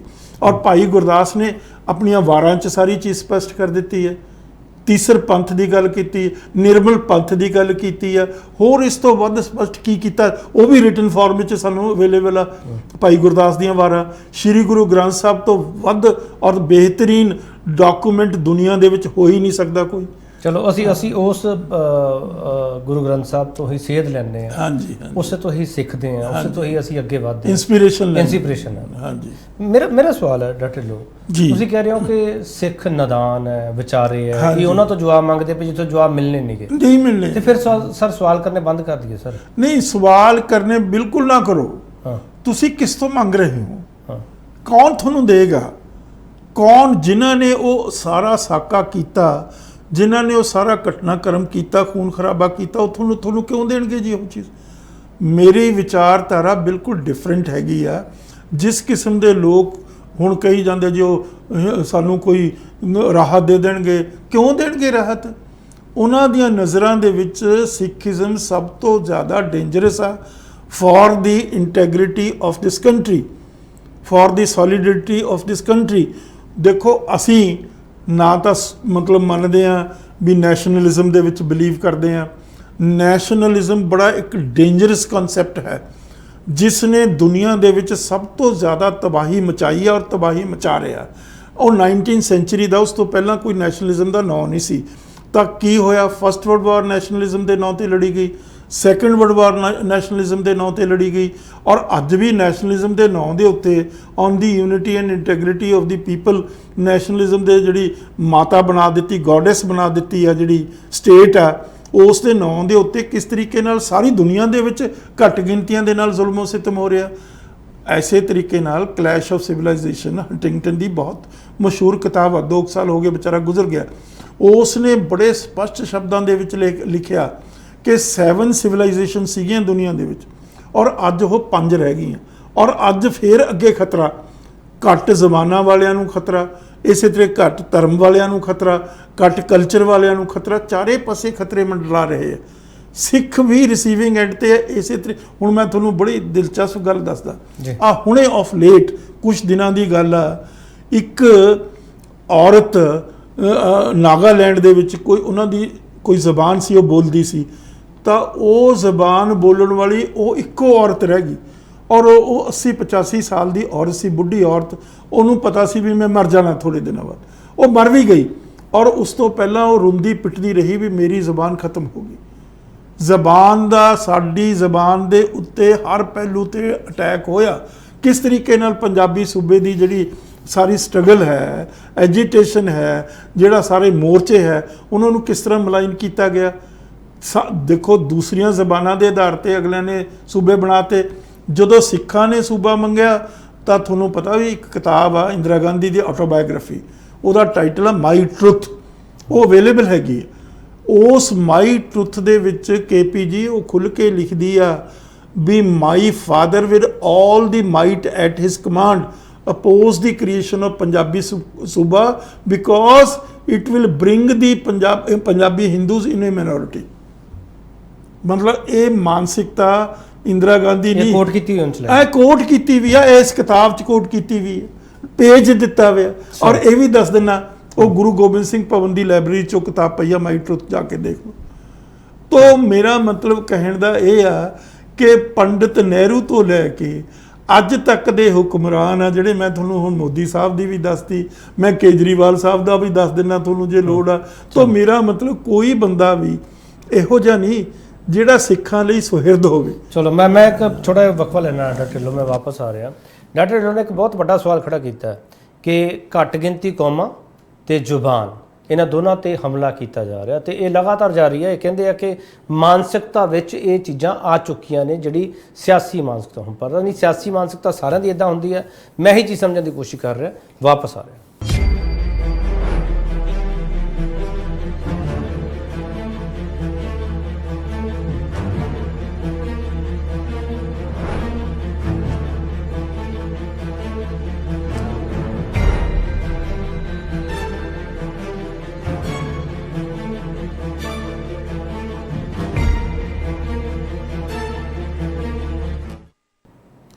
ਇੱਕ ਵਾਰ ਫਿਰ ਤੁਹਾਡਾ ਸਵਾਗਤ ਕਰਦੇ ਹਾਂ। ਹਿਸਟੋਰੀਅਨ ਡਾਕਟਰ ਗੁਰਦਰਸ਼ਨ ਸਿੰਘ ਢਿੱਲੋਂ ਸਾਡੇ ਨਾਲ ਨੇ। ਡਾਕਟਰ ਢਿੱਲੋਂ, ਇਸ ਜੂਨ 84 ਤੱਕ ਜੇ ਕੋਈ ਪਹੁੰਚਿਆ, ਸਰਕਾਰਾਂ ਪਹੁੰਚੀਆਂ, ਸਿਆਸਤ ਪਹੁੰਚੀ ਹੈ, ਇਹ ਸੰਘਰਸ਼ੀ ਯੋਧੇ ਜਿਨ੍ਹਾਂ ਨੂੰ ਕਹਿੰਦੇ ਆ ਉਹ ਪਹੁੰਚੇ ਆ, ਇਹਦਾ ਪਿਛੋਕੜ ਕੀ ਹੈ ਸਰ? ਪੰਜਾਬ ਦੀਆਂ ਮੰਗਾਂ ਸੀਗੀਆਂ, ਅਨੰਦਪੁਰ ਮਤਾ ਸੀਗਾ, ਕੀ ਪਿਛੋਕੜ ਹੈ ਸਰ? ਦੇਖੋ, ਸਿੱਖਾਂ ਨੇ ਵਿਸ਼ਵਾਸ ਕੀਤਾ ਕਿ ਜਿਹੜੇ ਹਿੰਦੂ ਆ ਸਾਨੂੰ ਫੇਅਰ ਪਲੇ ਦੇਣਗੇ। ਔਰ ਸਟੇਟਮੈਂਟ ਵੀ ਤੁਹਾਨੂੰ ਪਤਾ ਹੀ ਹੈ ਵੀ ਪੰਡਿਤ ਜਵਾਹਰ ਲਾਲ ਨਹਿਰੂ ਨੇ ਕੈਲਕਟਾ ਦੇ ਵਿੱਚ ਸਟੇਟਮੈਂਟ ਦਿੱਤੀ ਸੀ ਵੀ ਜਦੋਂ ਅਸੀਂ ਆਜ਼ਾਦ ਹੋ ਗਏ ਤਾਂ ਸਿੱਖਾਂ ਨੂੰ ਵੀ ਗਲੋ ਆਫ ਫਰੀडम ਦਾ ਅਸੀਂ ਮਾਣ ਦੇਵਾਂਗੇ, ਉਹਨਾਂ ਨੂੰ ਰਿਕਗਨਾਈਜ਼ ਕਰਾਂਗੇ, ਐਕਨੋਲੇਜ ਕਰਾਂਗੇ। ਤਾਂ ਬਦਕਿਸਮਤੀ ਇਹ ਹੈ ਕਿ ਜਦੋਂ ਸਿੱਖ ਸੋ ਕਾਲਡ ਆਜ਼ਾਦੀ ਟ੍ਰਾਂਸਫਰ ਆਫ ਪਾਵਰ, ਆਜ਼ਾਦੀ ਤਾਂ ਐਵੇਂ ਲੋਕਾਂ ਨੇ ਬਣਾਈ ਵੀ ਗੱਲ ਆ, ਹਿੰਦੂਆਂ ਨੇ ਪੈਨ ਯੂਜ਼ ਕਰਕੇ ਇਸ ਨੂੰ ਫਰੀडम ਸਟਰਗਲ ਮੂਵਮੈਂਟ ਬਣਾਤਾ, ਜਦ ਕਿ ਟ੍ਰਾਂਸਫਰ ਆਫ ਪਾਵਰ ਆ। 40 ਹੋਰ ਮੁਲਕਾਂ ਜਿੱਥੋਂ ਉਹ ਛੱਡ ਕੇ ਗਏ, 40 ਹੋਰ ਮੁਲਕਾਂ ਇਸ ਦੁਨੀਆ ਜਿੱਥੇ ਉਹਨਾਂ ਨੇ ਨੇਸ਼ਨ ਸਟੇਟਸ ਬਣਾਈਆਂ, ਉੱਥੇ ਈਵਨ ਫਿਜੀ ਇੱਕ ਛੋਟਾ ਜਿਹਾ ਮੁਲਕ 10 ਲੱਖ ਦੀ ਹੁਣ ਆਬਾਦੀ ਹੈ, ਉਹ ਵੀ ਛੱਡ ਕੇ ਗਏ। ਹੋਰ ਆਲੇ ਦੁਆਲੇ ਸਿੰਗਾਪੁਰ ਤੁਸੀਂ ਦੇਖ ਲਓ, ਕਿੰਨੇ ਮੁਲਕ ਆ, ਨੇਪਾਲ ਨੂੰ ਛੱਡ ਕੇ ਗਏ ਆ, ਬਰਮਾ ਨੂੰ ਛੱਡ ਕੇ, ਕਿੱਥੇ ਕਿੱਥੇ ਛੱਡ ਕੇ, 40 ਮੁਲਕ ਉਹਨਾਂ ਨੇ ਛੱਡ ਕੇ। ਵਿਡਰਾਲ ਆਫ ਕਲੋਨੀਅਲ ਰੂਲ ਹੈ। ਤੋ ਉਸ ਤੋਂ ਬਾਅਦ ਜਦੋਂ ਹਿੰਦੂ ਮੈਜੋਰਿਟੀ ਨੂੰ ਪਾਵਰ ਹੈਂਡਓਵਰ ਕਰ ਦਿੱਤੀ, ਟ੍ਰਾਂਸਫਰ ਆਫ ਪਾਵਰ, ਉਸ ਵੇਲੇ ਉਹਨਾਂ ਨੇ, ਮੈਂ ਤੁਹਾਨੂੰ ਆਪ ਪਹਿਲਾਂ ਦੱਸ ਚੁੱਕਿਆ, ਇੱਕ ਫਰੇਮਵਰਕ ਵੀ ਦਿੱਤਾ ਵੀ ਕਿਸ ਸਾਡਾ ਕੀ ਤਜਰਬਾ ਹੈ, ਕਿਸ ਤਜਰਬੇ ਦੇ ਬਿਨਾਂ ਦੇ ਉੱਤੇ ਤੁਸੀਂ ਇਸ ਮੁਲਕ ਦੀ ਯੂਨਿਟੀ ਤੇ ਇੰਟੈਗ੍ਰਿਟੀ ਕਾਇਮ ਰੱਖਣੀ ਹੈ। ਉਹ ਉਹਨਾਂ ਨੇ ਸਿੱਧੇ ਤੌਰ ਦੇ ਉੱਤੇ ਦੱਸਤਾ, ਕਿਉਂਕਿ ਜਿੰਨਾ ਜ਼ੁਲਮੋ ਸਿਤਮ ਅੰਗਰੇਜ਼ਾਂ ਨੇ ਸਿੱਖਾਂ ਦੇ ਉੱਤੇ ਕੀਤਾ ਸੀ ਉਹਨਾਂ ਅੱਜ ਤੱਕ ਹੋਰ ਕਿਸੇ ਕੌਮ ਨੇ ਨਹੀਂ ਕੀਤਾ। ਸਾਡੀ ਜ਼ਹਿਨੀਅਤ ਦੇ ਵਿੱਚ ਤਾਂ ਅਸੀਂ ਮੁਗਲਾਂ ਨੂੰ ਮਤਲਬ ਬਹੁਤ ਜ਼ਿਆਦਾ ਸਮਝਦੇ ਹਾਂ ਵੀ ਉਹਨਾਂ ਨੇ ਸਾਡੇ ਤੇ ਬਹੁਤ ਤਸ਼ੱਦਦ ਕੀਤਾ, ਪਰ ਮੁਗਲਾਂ ਨੇ ਉਸ ਤੋਂ ਕਿਤੇ ਨਾ, ਅੰਗਰੇਜ਼ਾਂ ਨੇ ਉਸ ਤੋਂ ਕਿਤੇ ਵੱਧ ਕੀਤਾ। ਅੱਜ ਵਾਲੇ ਉਹਨਾਂ ਨੂੰ ਵੀ ਸਰਪਾਸ ਕਰ ਗਏ, ਕਿਉਂਕਿ ਜਿਹੜਾ ਫਰੇਮਵਰਕ ਉਹ ਦੇ ਕੇ ਗਏ, ਉਸ ਫਰੇਮਵਰਕ ਦੇ ਅਧੀਨ ਹੀ ਅੱਜ ਸਿੱਖਾਂ ਪ੍ਰਤੀ ਇੱਕ ਪਾਲਿਸੀ ਚੱਲ ਰਹੀ ਹੈ। ਮੈਂ ਦਾਅਵੇ ਨਾਲ ਕਹਿਣਾ ਕਿ ਸਿੱਖਾਂ ਨੂੰ ਕਦੇ ਇਨਸਾਫ ਇਸ ਸਿਸਟਮ 'ਚ ਮਿਲ ਨਹੀਂ ਸਕਦਾ। ਨਹੀਂ ਡਾਕਟਰ ਢਿੱਲੋਂ, ਮੇਰੀ ਸੁਣ ਲਓ ਗੱਲ। ਮੇਰਾ ਸਵਾਲ ਇਹ ਸੀ ਡਾਕਟਰ ਢਿੱਲੋਂ ਕਿ ਇਸ ਦਾ ਪਿਛੋਕੜ ਕੀ ਸੀਗਾ, ਮੁੱਢ ਕਿੱਥੋਂ ਬੰਨਿਆ ਗਿਆ? ਮੁੱਢ ਇਸੇ ਗੱਲ ਤੋਂ ਮੰਨਿਆ ਗਿਆ। ਮਹਾਰਾਜ ਕਿੰਨੀ ਵਾਰੀ ਮੋਹਨ ਭਗਵਤ ਨੇ ਕਿਹਾ, ਹੋਰ ਦੂਸਰੇ ਬੜੇ ਕਾਰਨਕੁਨ ਜਿਹੜੇ RSS ਦੇ, ਉਹ ਕਹਿੰਦੇ ਆ ਵੀ ਤੁਸੀਂ ਆਪਣੇ ਆਪ ਨੂੰ ਇਹ ਮੰਨ ਲਓ ਵੀ ਅਸੀਂ ਹਿੰਦੂਇਜ਼ਮ ਦਾ ਇੱਕ ਸੈਕਟ ਆ, ਤੁਸੀਂ ਇਹ ਮੰਨ ਲਓ ਵੀ ਤੁਹਾਡੀ ਧਾਰਮਿਕ ਇੰਡੀਪੈਂਡੈਂਟ ਸੋਵਰਨਟੀ ਨਹੀਂ ਹੈ, ਰਿਲੀਜੀਅਸ ਸੋਵਰੇਨਟੀ ਨਹੀਂ ਹੈ ਤਾਂ ਅਸੀਂ ਤੁਹਾਨੂੰ ਐਕਸੈਪਟ ਕਰ ਲਾਂਗੇ ਨਹੀਂ ਜਿਹੜੀਆਂ ਤੁਹਾਡੀਆਂ ਉਹ ਠੀਕ ਹੈ ਸਰ, ਤੁਸੀਂ ਉਸੇ ਤੇ ਸਾਰਾ ਕੇਂਦਰਿਤ ਕਰਦੇ ਹੋ। ਮੇਰਾ ਸਵਾਲ ਇਹ ਹੈ, ਇੱਥੋਂ ਜਿਹੜਾ ਸੰਘਰਸ਼ ਸ਼ੁਰੂ ਹੋਇਆ ਸੀਗਾ, ਜਿਹੜੀ ਅਕਾਲੀ ਪੋਲਿਟਿਕਸ ਸੀ, ਅਕਾਲੀ ਮੂਵਮੈਂਟ ਸੀਗੀ, ਉਹਦਾ ਕੀ ਰੋਲ ਸੀ ਸਰ? ਅਕਾਲੀ ਜਿਹੜੀ ਪਾਰਟੀ ਸੀ ਓਰੀਜਨਲੀ ਉਸ ਦਾ ਇੱਕੋ ਹੀ ਉਸ ਦਾ ਮਤਲਬ ਸਿਧਾਂਤ ਸੀ ਕਿ ਕਿਸ ਤਰੀਕੇ ਨਾਲ ਸਿੱਖਾਂ ਦੀ ਧਾਰਮਿਕ ਆਜ਼ਾਦ ਹਸਤੀ ਨੂੰ ਕਾਇਮ ਰੱਖਣਾ। ਪਰ ਉਹਨਾਂ ਨੇ ਕੀ ਕੀਤਾ, ਜਿਸ ਤਰ੍ਹਾਂ ਹੁਣ ਪ੍ਰਕਾਸ਼ ਸਿੰਘ ਬਾਦਲ ਨੂੰ ਹੱਥ ਹੇਠ ਲੈ ਲਿਆ, ਉਹ ਉਸ ਨੂੰ ਉਹ ਕੰਮ ਕਰਾਏ ਜਿਹੜਾ ਕੋਈ ਹਿੰਦੂ ਵੀ ਨਹੀਂ ਸੀ ਕਰ ਸਕਦਾ ਪੰਜਾਬ ਦੇ ਵਿੱਚ। ਉਸ ਤੋਂ ਮਤਲਬ ਪਾਰਟੀ ਦਾ ਕਰੈਕਟਰ ਹੀ ਖਤਮ ਕਰਾ ਦਿੱਤਾ। ਉਸ ਨੂੰ ਜਿਹੜੀ ਸਿੱਖ ਪਾਰਟੀ ਸੀ, ਸਿੱਖੀਜ਼ਮ ਦੀ ਜਿਹਨੇ ਸੇਵਾ ਕਰਨੀ ਸੀ, ਉਹਦੀ ਇੰਟੈਗ੍ਰਿਟੀ ਯੂਨਿਟੀ ਕਾਇਮ ਰੱਖਣੀ ਸੀ, ਉਸ ਨੂੰ ਉਹਨੇ ਪੰਜਾਬੀ ਪਾਰਟੀ ਬਣਾਤਾ ਮੋਗਾ ਕਾਨਫਰੰਸ ਦੇ ਵਿੱਚ। ਇਹੀ ਉਹ ਚਾਹੁੰਦੇ ਸੀ। ਜਿਹੜੇ ਵੀ ਰੂਲਰ ਆਏ ਆ KP ਜੀ, ਕੈਰੋਂ ਤੋਂ ਲੈ ਕੇ ਅੱਜ ਤੱਕ ਦੇ ਭਗਵੰਤ ਮਾਨ ਤੱਕ, they are answerable to the Delhi rulers.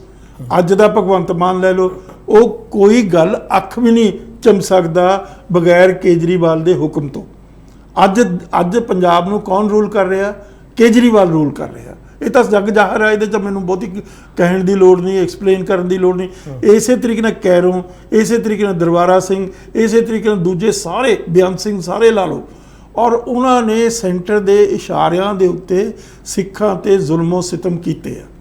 ਔਰ ਇਹੀ ਇੱਕ ਪਾਲਿਸੀ ਜਿਹਨੂੰ ਬਾਰ-ਬਾਰ ਕੈਰੋਂ ਵੇਲੇ ਕਿਹਾ ਜਾਂਦਾ ਸੀ, ਕੁੱਟੋ ਤੇ ਲੁੱਟੋ। ਸਿੱਖਾਂ ਨੂੰ ਇਕਨੋਮਿਕਲੀ ਪਾਵਰਟੀ ਸਟਿਕਨ ਕੀਤਾ। ਸਿੱਖਾਂ ਦੇ ਜਿਹੜੇ ਸਰੋਤ ਸੀ ਪੰਜਾਬ ਦੇ ਪਾਣੀਆਂ ਦੇ, ਉਹਨਾਂ ਨੂੰ ਗੈਰ ਵਿਧਾਨਿਕ ਢੰਗ ਦੇ ਨਾਲ ਅਨਕਨਸਟੀਟਿਊਸ਼ਨਲੀ ਉਹਨਾਂ ਨੂੰ ਪੰਜਾਬ ਤੋਂ ਬਾਹਰ ਲਿਜਾਇਆ ਗਿਆ। ਫਿਰ ਉਸ ਨੂੰ ਮਤਲਬ ਐਕਟ ਦੇ ਵਿੱਚ ਪਾਇਆ ਗਿਆ 78, 79, 80 ਜਿਹੜੀਆਂ ਧਾਰਾ। ਪਿੰਡਰਾਵਾਲਾ ਹਰ ਦਾ ਰੋਲ ਹੈ, ਤੁਸੀਂ ਉਸ ਤੋਂ ਪਿੰਡਰਾਵਾਲਾ ਮੈਂ ਤੁਹਾਨੂੰ ਦੱਸ, ਉਸ ਨੂੰ ਜਸਟੀਫਾਈ ਕਰਦੇ ਤੁਸੀਂ? ਮੈਂ ਬਿਲਕੁਲ ਜਸਟੀਫਾਈ ਕਰਦਾ। ਹਾਂ, ਦੇਖੋ ਦੋ ਆਲਟਰਨੇਟਿਵ ਆ। ਫਰਜ਼ ਕਰੋ ਪਿੰਡਰਾਵਾਲਾ ਸਰੈਂਡਰ ਕਰ ਦਿੰਦਾ, ਫਰਜ਼ ਕਰੋ, ਹਾਈਪੋਥੈਟੀਕਲ ਮੈਂ ਗੱਲ ਕਰ ਰਿਹਾ ਤੁਹਾਨੂੰ ਸਮਝਾਉਣ ਲਈ, ਤਾਂ ਸਿੱਖਾਂ ਦਾ ਕੀ ਹੋਣਾ ਸੀ? ਸਿੱਖੀ ਦਾ ਜਿਹੜਾ ਗੌਰਵ ਸੀ ਉਹ ਮਲੀਆ ਮੇਟ ਹੋ ਜਾਣਾ ਸੀ। ਤਾਂ ਇਸੇ ਤਰੀਕੇ ਦੇ ਨਾਲ KP ਜੀ ਇੱਥੇ ਇੱਕ ਗੁਰਦੁਆਰੇ 'ਚ ਤਾਂ ਪਿੰਡਰਾਵਾਲਾ ਬੈਠਾ ਸੀ। ਅਨੰਦਪੁਰ ਸਾਹਿਬ ਦੇ ਵਿੱਚ ਕਿਹੜਾ ਪਿੰਡਰਾਵਾਲਾ ਸੀ? ਦੁੱਖ ਨਿਵਾਰਨ ਸਾਹਿਬ ਦੇ ਵਿੱਚ ਕਿਹੜਾ ਪਿੰਡਰਾਵਾਲਾ ਸੀ? ਮੁਕਤਸਰ ਸਾਹਿਬ ਦੇ ਵਿੱਚ ਕਿਹੜਾ ਪਿੰਡਰਾਵਾਲਾ ਸੀ? 75 ਹੋਰ ਗੁਰਦੁਆਰੇ, 75 ਮੋਰ ਗੁਰਦੁਆਰਾ। ਮੈਂ ਇਸੇ ਸਵਾਲ ਤੇ ਲੈ ਕੇ ਆਉਣਾ ਚਾਹੁੰਦਾ ਸੀਗਾ, ਉੱਥੇ ਤਾਂ ਪਿੰਡਰਾਵਾਲਾ ਨਹੀਂ, ਉੱਥੇ ਕਿਉਂ ਨਹੀਂ ਜਾਂਦਾ? ਉਹ ਸਵਾਲ ਕਿਉਂ ਨਹੀਂ ਪੁੱਛਿਆ ਜਾਂਦਾ? ਬਾਕੀ ਗੁਰੂ ਘਰਾਂ ਤੇ ਕਿਉਂ? ਉਹੀ ਤਾਂ ਹੈ, ਮੈਂ ਤਾਂ ਹੀ ਤਾਂ ਕਹਿ ਰਿਹਾ, it was N attack on Sikhism. ਜਿੱਥੇ ਜਿੱਥੇ ਸਿੱਖੀਜ਼ਮ ਦੀ ਕੋਈ ਸਰੋਤ ਆ, ਜਿੱਥੇ ਸਿੱਖੀਜ਼ਮ ਦੀ ਕੋਈ ਮਾਨਤਾ ਹੈ, ਉਹ ਸਾਰੇ ਦੇ ਸਾਰੇ ਦੇ ਉੱਤੇ ਉਹਨਾਂ ਨੇ ਅਟੈਕ ਕੀਤਾ। ਇਹ ਸਿੰਪਲੀ ਸਿੱਖੀਜ਼ਮ ਨੂੰ ਝੰਜੋੜਨ ਲਈ ਕੀਤਾ। ਸਰ ਉਹਦੀ ਕੋਈ ਵਜ੍ਹਾ ਤਾਂ ਹੋਊਗੀ ਨਾ? ਬਾਕੀ ਜੇ ਗੁਰੂ ਘਰਾਂ ਤੇ ਅਟੈਕ ਕੀਤਾ ਗਿਆ ਜਾਂ ਬਾਕੀ ਗੁਰੂ ਘਰਾਂ ਨੂੰ ਖੰਗਾਲਿਆ ਗਿਆ, ਉਹਦੀ ਕੋਈ ਵਜ੍ਹਾ ਤਾਂ ਹੋਊਗੀ। ਉੱਥੇ ਖੂਨ ਖਰਾਬਾ ਵੀ ਹੋਇਆ, ਦੁੱਖ ਨਿਵਾਰਨ 'ਚ ਵੀ ਬੰਦੇ ਮਰੇ ਆ, ਅਨੰਦਪੁਰ ਸਾਹਿਬ 'ਚ ਵੀ ਬੰਦੇ ਮਰੇ ਆ, ਮੁਕਤਸਰ ਸਾਹਿਬ 'ਚ ਵੀ ਬੰਦੇ ਮਰੇ ਆ। ਉਹ ਤਾਂ ਹੁਣ ਗੱਲ ਇਹ ਆ, ਕਿਉਂਕਿ ਉਹ ਸਭ ਤੋਂ ਵੱਡਾ ਸਰੋਤ ਆ ਸਿੱਖੀ ਦਾ, ਉਹਦੇ ਤੇ ਫੋਕਸ ਹੋ ਜਾਂਦੀ ਹੈ। ਦੂਜੇ 75 ਗੁਰਦੁਆਰਿਆਂ ਤੇ ਮੈਂ ਦਾਅਵੇ ਨਾਲ ਕਹਿੰਦਾ, ਮੈਂ ਦਿੱਤਾ ਐਵੀਡੈਂਸ ਦਿੱਤਾ ਹੋਇਆ। ਸਰ ਐਵੀਡੈਂਸ ਕੀ ਹੈ? ਕਿੰਨੇ ਲੋਕ ਉਦੋਂ ਮਰੇ ਸੀਗੇ? ਕਿੰਨੇ? ਇਹ ਤਾਂ ਦੇਖੋ ਸਰਕਾਰ ਦੱਸੂਗੀ। ਸਰਕਾਰ ਨੇ ਤਾਂ ਇਹ ਵੀ ਨਹੀਂ ਦੱਸਿਆ ਦਰਬਾਰ ਸਾਹਿਬ ਦੇ ਵਿੱਚ ਕਿੰਨੇ ਬੰਦੇ, ਕਿੰਨੀ ਪੁਕਾਰਾਂ ਕਰ ਰਹੇ ਆ ਸਿੱਖ, ਵੀ ਸਾਨੂੰ ਇਹ ਤਾਂ ਦੱਸ ਦਿਓ, ਉਹਨਾਂ ਦੀ ਆਇਡੈਂਟੀ ਤਾਂ ਐਕਸਪਲੇਨ ਕਰ ਦਿਓ। ਉਹਨਾਂ ਨੂੰ ਤਾਂ ਉਹਨਾਂ ਨੇ ਟਰੱਕਾਂ 'ਚ ਲਿਜਾ ਕੇ ਮੈਂ ਸਾਰੇ ਐਵੀਡੈਂਸ ਦਿੱਤੇ। ਸਰ 39 ਸਾਲ ਬਾਅਦ ਵੀ ਸਾਡੇ ਕੋਲ ਜਵਾਬ ਹੈ ਨਹੀਂ ਸਰ? ਨਹੀਂ, ਸਰਕਾਰ ਦੇ ਕੋਲ ਜਵਾਬ ਸਰਕਾਰ ਦਿੰਦੀ ਨਹੀਂ। ਸਰਕਾਰ ਨੂੰ ਸਾਰਾ ਕੁਝ ਪਤਾ। ਦੇਖੋ 30-31 ਸਾਲ ਤੋਂ ਬਾਅਦ ਡੀਕਲਾਸੀਫਾਈ ਹੋ ਜਾਂਦੇ ਆ ਜਿੰਨੇ ਵੀ ਸਰੋਤ ਹੁੰਦੇ ਆ ਸਰਕਾਰ ਦੇ, ਤਾਂ ਕਿਉਂ ਨਹੀਂ ਇੰਡੀਅਨ ਸਟੇਟ ਉਸ ਨੂੰ ਡੀਕਲਾਸੀਫਾਈ ਕਰਦੀ? ਸੋ ਮਚ ਸੋ, ਚਲੋ ਸਰ ਇੰਡੀਅਨ ਸਟੇਟ ਨਹੀਂ ਕਰਦੀ ਵੀ ਡੀਕਲਾਸੀਫਾਈ। ਹਾਂ, ਮੈਂ ਕਹਿੰਦਾ ਇੰਗਲੈਂਡ ਨਹੀਂ ਕਰਦਾ। ਇੰਗਲੈਂਡ ਵੀ ਪਾਈਵਾਲ ਆ ਇਸ ਦੇ ਵਿੱਚ, ਉਹ ਵੀ ਗੁਨਾਹਗਾਰ ਆ ਇਸ ਖੂਨ ਖਰਾਬੇ ਦੇ ਵਿੱਚ। ਇੰਗਲੈਂਡ ਵੀ ਇਨਵੋਲਡ ਆ। ਔਰ KGB ਜਿਹੜੀ ਸੋਵੀਅਤ ਯੂਨੀਅਨ ਦੀ ਉਸ ਵੇਲੇ ਸਭ ਤੋਂ ਤਾਕਤਵਰ ਏਜੰਸੀ ਸੀ, ਉਹ ਵੀ। ਤਾਂ ਇਹ ਗੱਲ ਕਹੀ ਜਾਂਦੀ ਆ ਵੀ ਜੇ ਫਰਜ਼ ਕਰੋ ਪਿੰਡਰਾਵਾਲਾ ਜਾਂ ਉਹਦੇ ਸਾਥੀ ਨਾ ਇਸ ਚੀਜ਼ ਨੂੰ ਅਪੋਜ਼ ਕਰਦੇ ਤਾਂ ਕੀ ਹੋਣਾ ਸੀ? ਤਾਂ ਸਿੱਖਾਂ ਦੇ ਕੋਲ ਕੋਈ ਗੱਲ ਹੀ ਨਹੀਂ ਸੀ ਹੋਣੀ ਕਹਿਣ ਵਾਲੀ। ਵਾਈ ਸ਼ੁਡਨਟ ਦੇ ਅਪੋਜ਼? ਤੁਹਾਡਾ ਸੈਂਕਟਮ ਸਿੰਟੋਰਮ, ਤੁਹਾਡਾ ਹੋਲੀਐਸਟ ਆਫ ਦੀ ਹੋਲੀ, ਉਸ ਨੂੰ ਅਟੈਕ ਕੀਤਾ ਜਾ ਰਿਹਾ, ਉਸ ਦੇ ਉੱਤੇ ਕਿੰਨਾ ਖੂਨ ਖਰਾਬਾ ਕੀਤਾ ਜਾ ਰਿਹਾ, ਬੇਗੁਨਾਹ ਲੋਕਾਂ ਨੂੰ ਮਾਰਿਆ ਜਾ ਰਿਹਾ, ਹੱਥ ਬੰਨੇ ਪਿੱਛੇ। ਮੇਰੇ ਲਈ ਪਿੰਡਰਾਵਾਲਾ ਹੀਰੋ ਆ? ਮੇਰੇ ਲਈ ਪਿੰਡਰਾਵਾਲਾ ਇਸ ਕਰਕੇ ਹੀਰੋ ਕਿ ਉਸਨੇ ਅਪੋਜ਼ ਕੀਤਾ। ਚਲੋ ਮੈਂ ਇੱਕ ਹੋਰ ਛੋਟਾ ਇਸ ਅਟੈਕ ਨੂੰ ਅਪੋਜ਼ ਕੀਤਾ ਔਰ ਫਾਈਟ ਕੀਤੀ like a brave chivalrous soldier of Sikhism. ਚਲੋ ਇੱਕ ਹੋਰ ਛੋਟਾ ਵਕਫਾ ਵਕਤ ਤੋਂ ਵਾਪਸ ਆਵਾਂਗੇ। ਡਾਕਟਰ ਢਿੱਲੋਂ ਨੂੰ ਜਿੰਨਾ ਸੁਣੋਗੇ, ਜਿੰਨਾ ਸਮਝੋਗੇ, ਉਸ ਤੋਂ ਬਾਅਦ ਵੀ ਤੁਹਾਡੇ ਮਨ ਵਿੱਚ ਸਵਾਲ ਹੋਣਗੇ।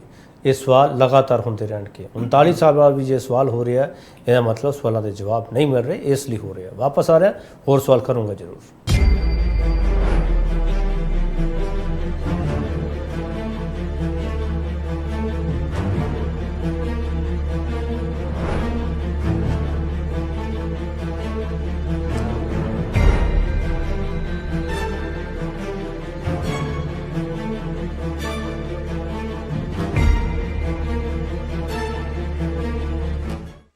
ਇਤਿਹਾਸਕਾਰ ਡਾਕਟਰ ਗੁਰਦਰਸ਼ਨ ਸਿੰਘ ਢਿੱਲੋਂ ਸਾਡੇ ਨਾਲ ਨੇ, ਸਿੱਖ ਬੁੱਧੀਜੀਵੀ ਨੇ। ਡਾਕਟਰ ਢਿੱਲੋਂ, ਇੱਕ ਚੀਜ਼ ਹੋਰ ਸਾਨੂੰ ਸਪਸ਼ਟ ਕਰੋ ਤੁਸੀਂ, ਇਹ ਜਿਹੜਾ ਮੈਂ ਪਿਛੋਕੜ ਦਾ ਵਾਰ-ਵਾਰ ਜ਼ਿਕਰ ਇਸ ਲਈ ਕਰ ਰਿਹਾ ਕਿਉਂਕਿ ਮੈਂ ਚਾਹੁੰਦਾ ਕਿ ਸਾਡੇ ਦਰਸ਼ਕਾਂ ਨੂੰ ਇਹ ਸਮਝ ਆ ਸਕੇ ਇਹ ਖਾਲਸਾ ਦੀ ਮੰਗ ਤੇ ਵਿੱਢਿਆ ਗਿਆ ਸੰਘਰਸ਼ ਸੀਗਾ ਜਾਂ ਸੰਘੀ ਢਾਂਚੇ ਦੀ ਮੰਗ ਤੇ ਵਿੱਢਿਆ ਗਿਆ ਸੰਘਰਸ਼ ਸੀ, ਅਨੰਦਪੁਰ ਮਤੇ ਦਾ ਕੋਈ ਰੋਲ ਸੀਗਾ? ਸਰ ਕੀ ਸਵਾਲ ਕੀ ਸੀਗਾ ਵੱਡਾ? ਦੇਖੋ, ਜਿਹੜੀ ਸਭ ਦੀ ਮੇਨ ਇਸ਼ੂ ਸੀ ਉਹ ਸੀ ਕਿ ਪਾਣੀਆਂ ਦਾ ਇਸ਼ੂ।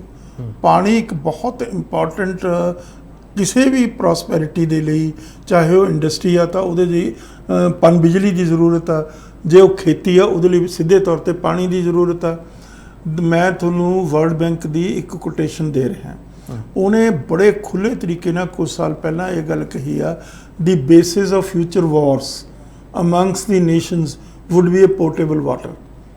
ਜਿਹੜੀਆਂ ਆਉਣ ਵਾਲੀਆਂ ਲੜਾਈਆਂ ਦੁਨੀਆ ਦੇ ਵਿੱਚ ਕੌਮਾਂ 'ਚ ਪਾਣੀਆਂ ਦੇ ਮੁੱਦੇ ਤੇ ਹੋਣਗੀਆਂ, ਤਾਂ ਉਹ ਤੇਲ ਦਾ ਜਿਹੜਾ ਸਰੋਤ ਆਲਟਰਨੇਟਿਵ ਲੱਭ ਲਏ ਆ, ਸਮਝੇ ਕਿ ਨਹੀਂ? ਦੂਸਰੇ ਹਾਈਡਲ ਪਾਵਰ ਲੈ ਲੈਂਦੇ ਆ।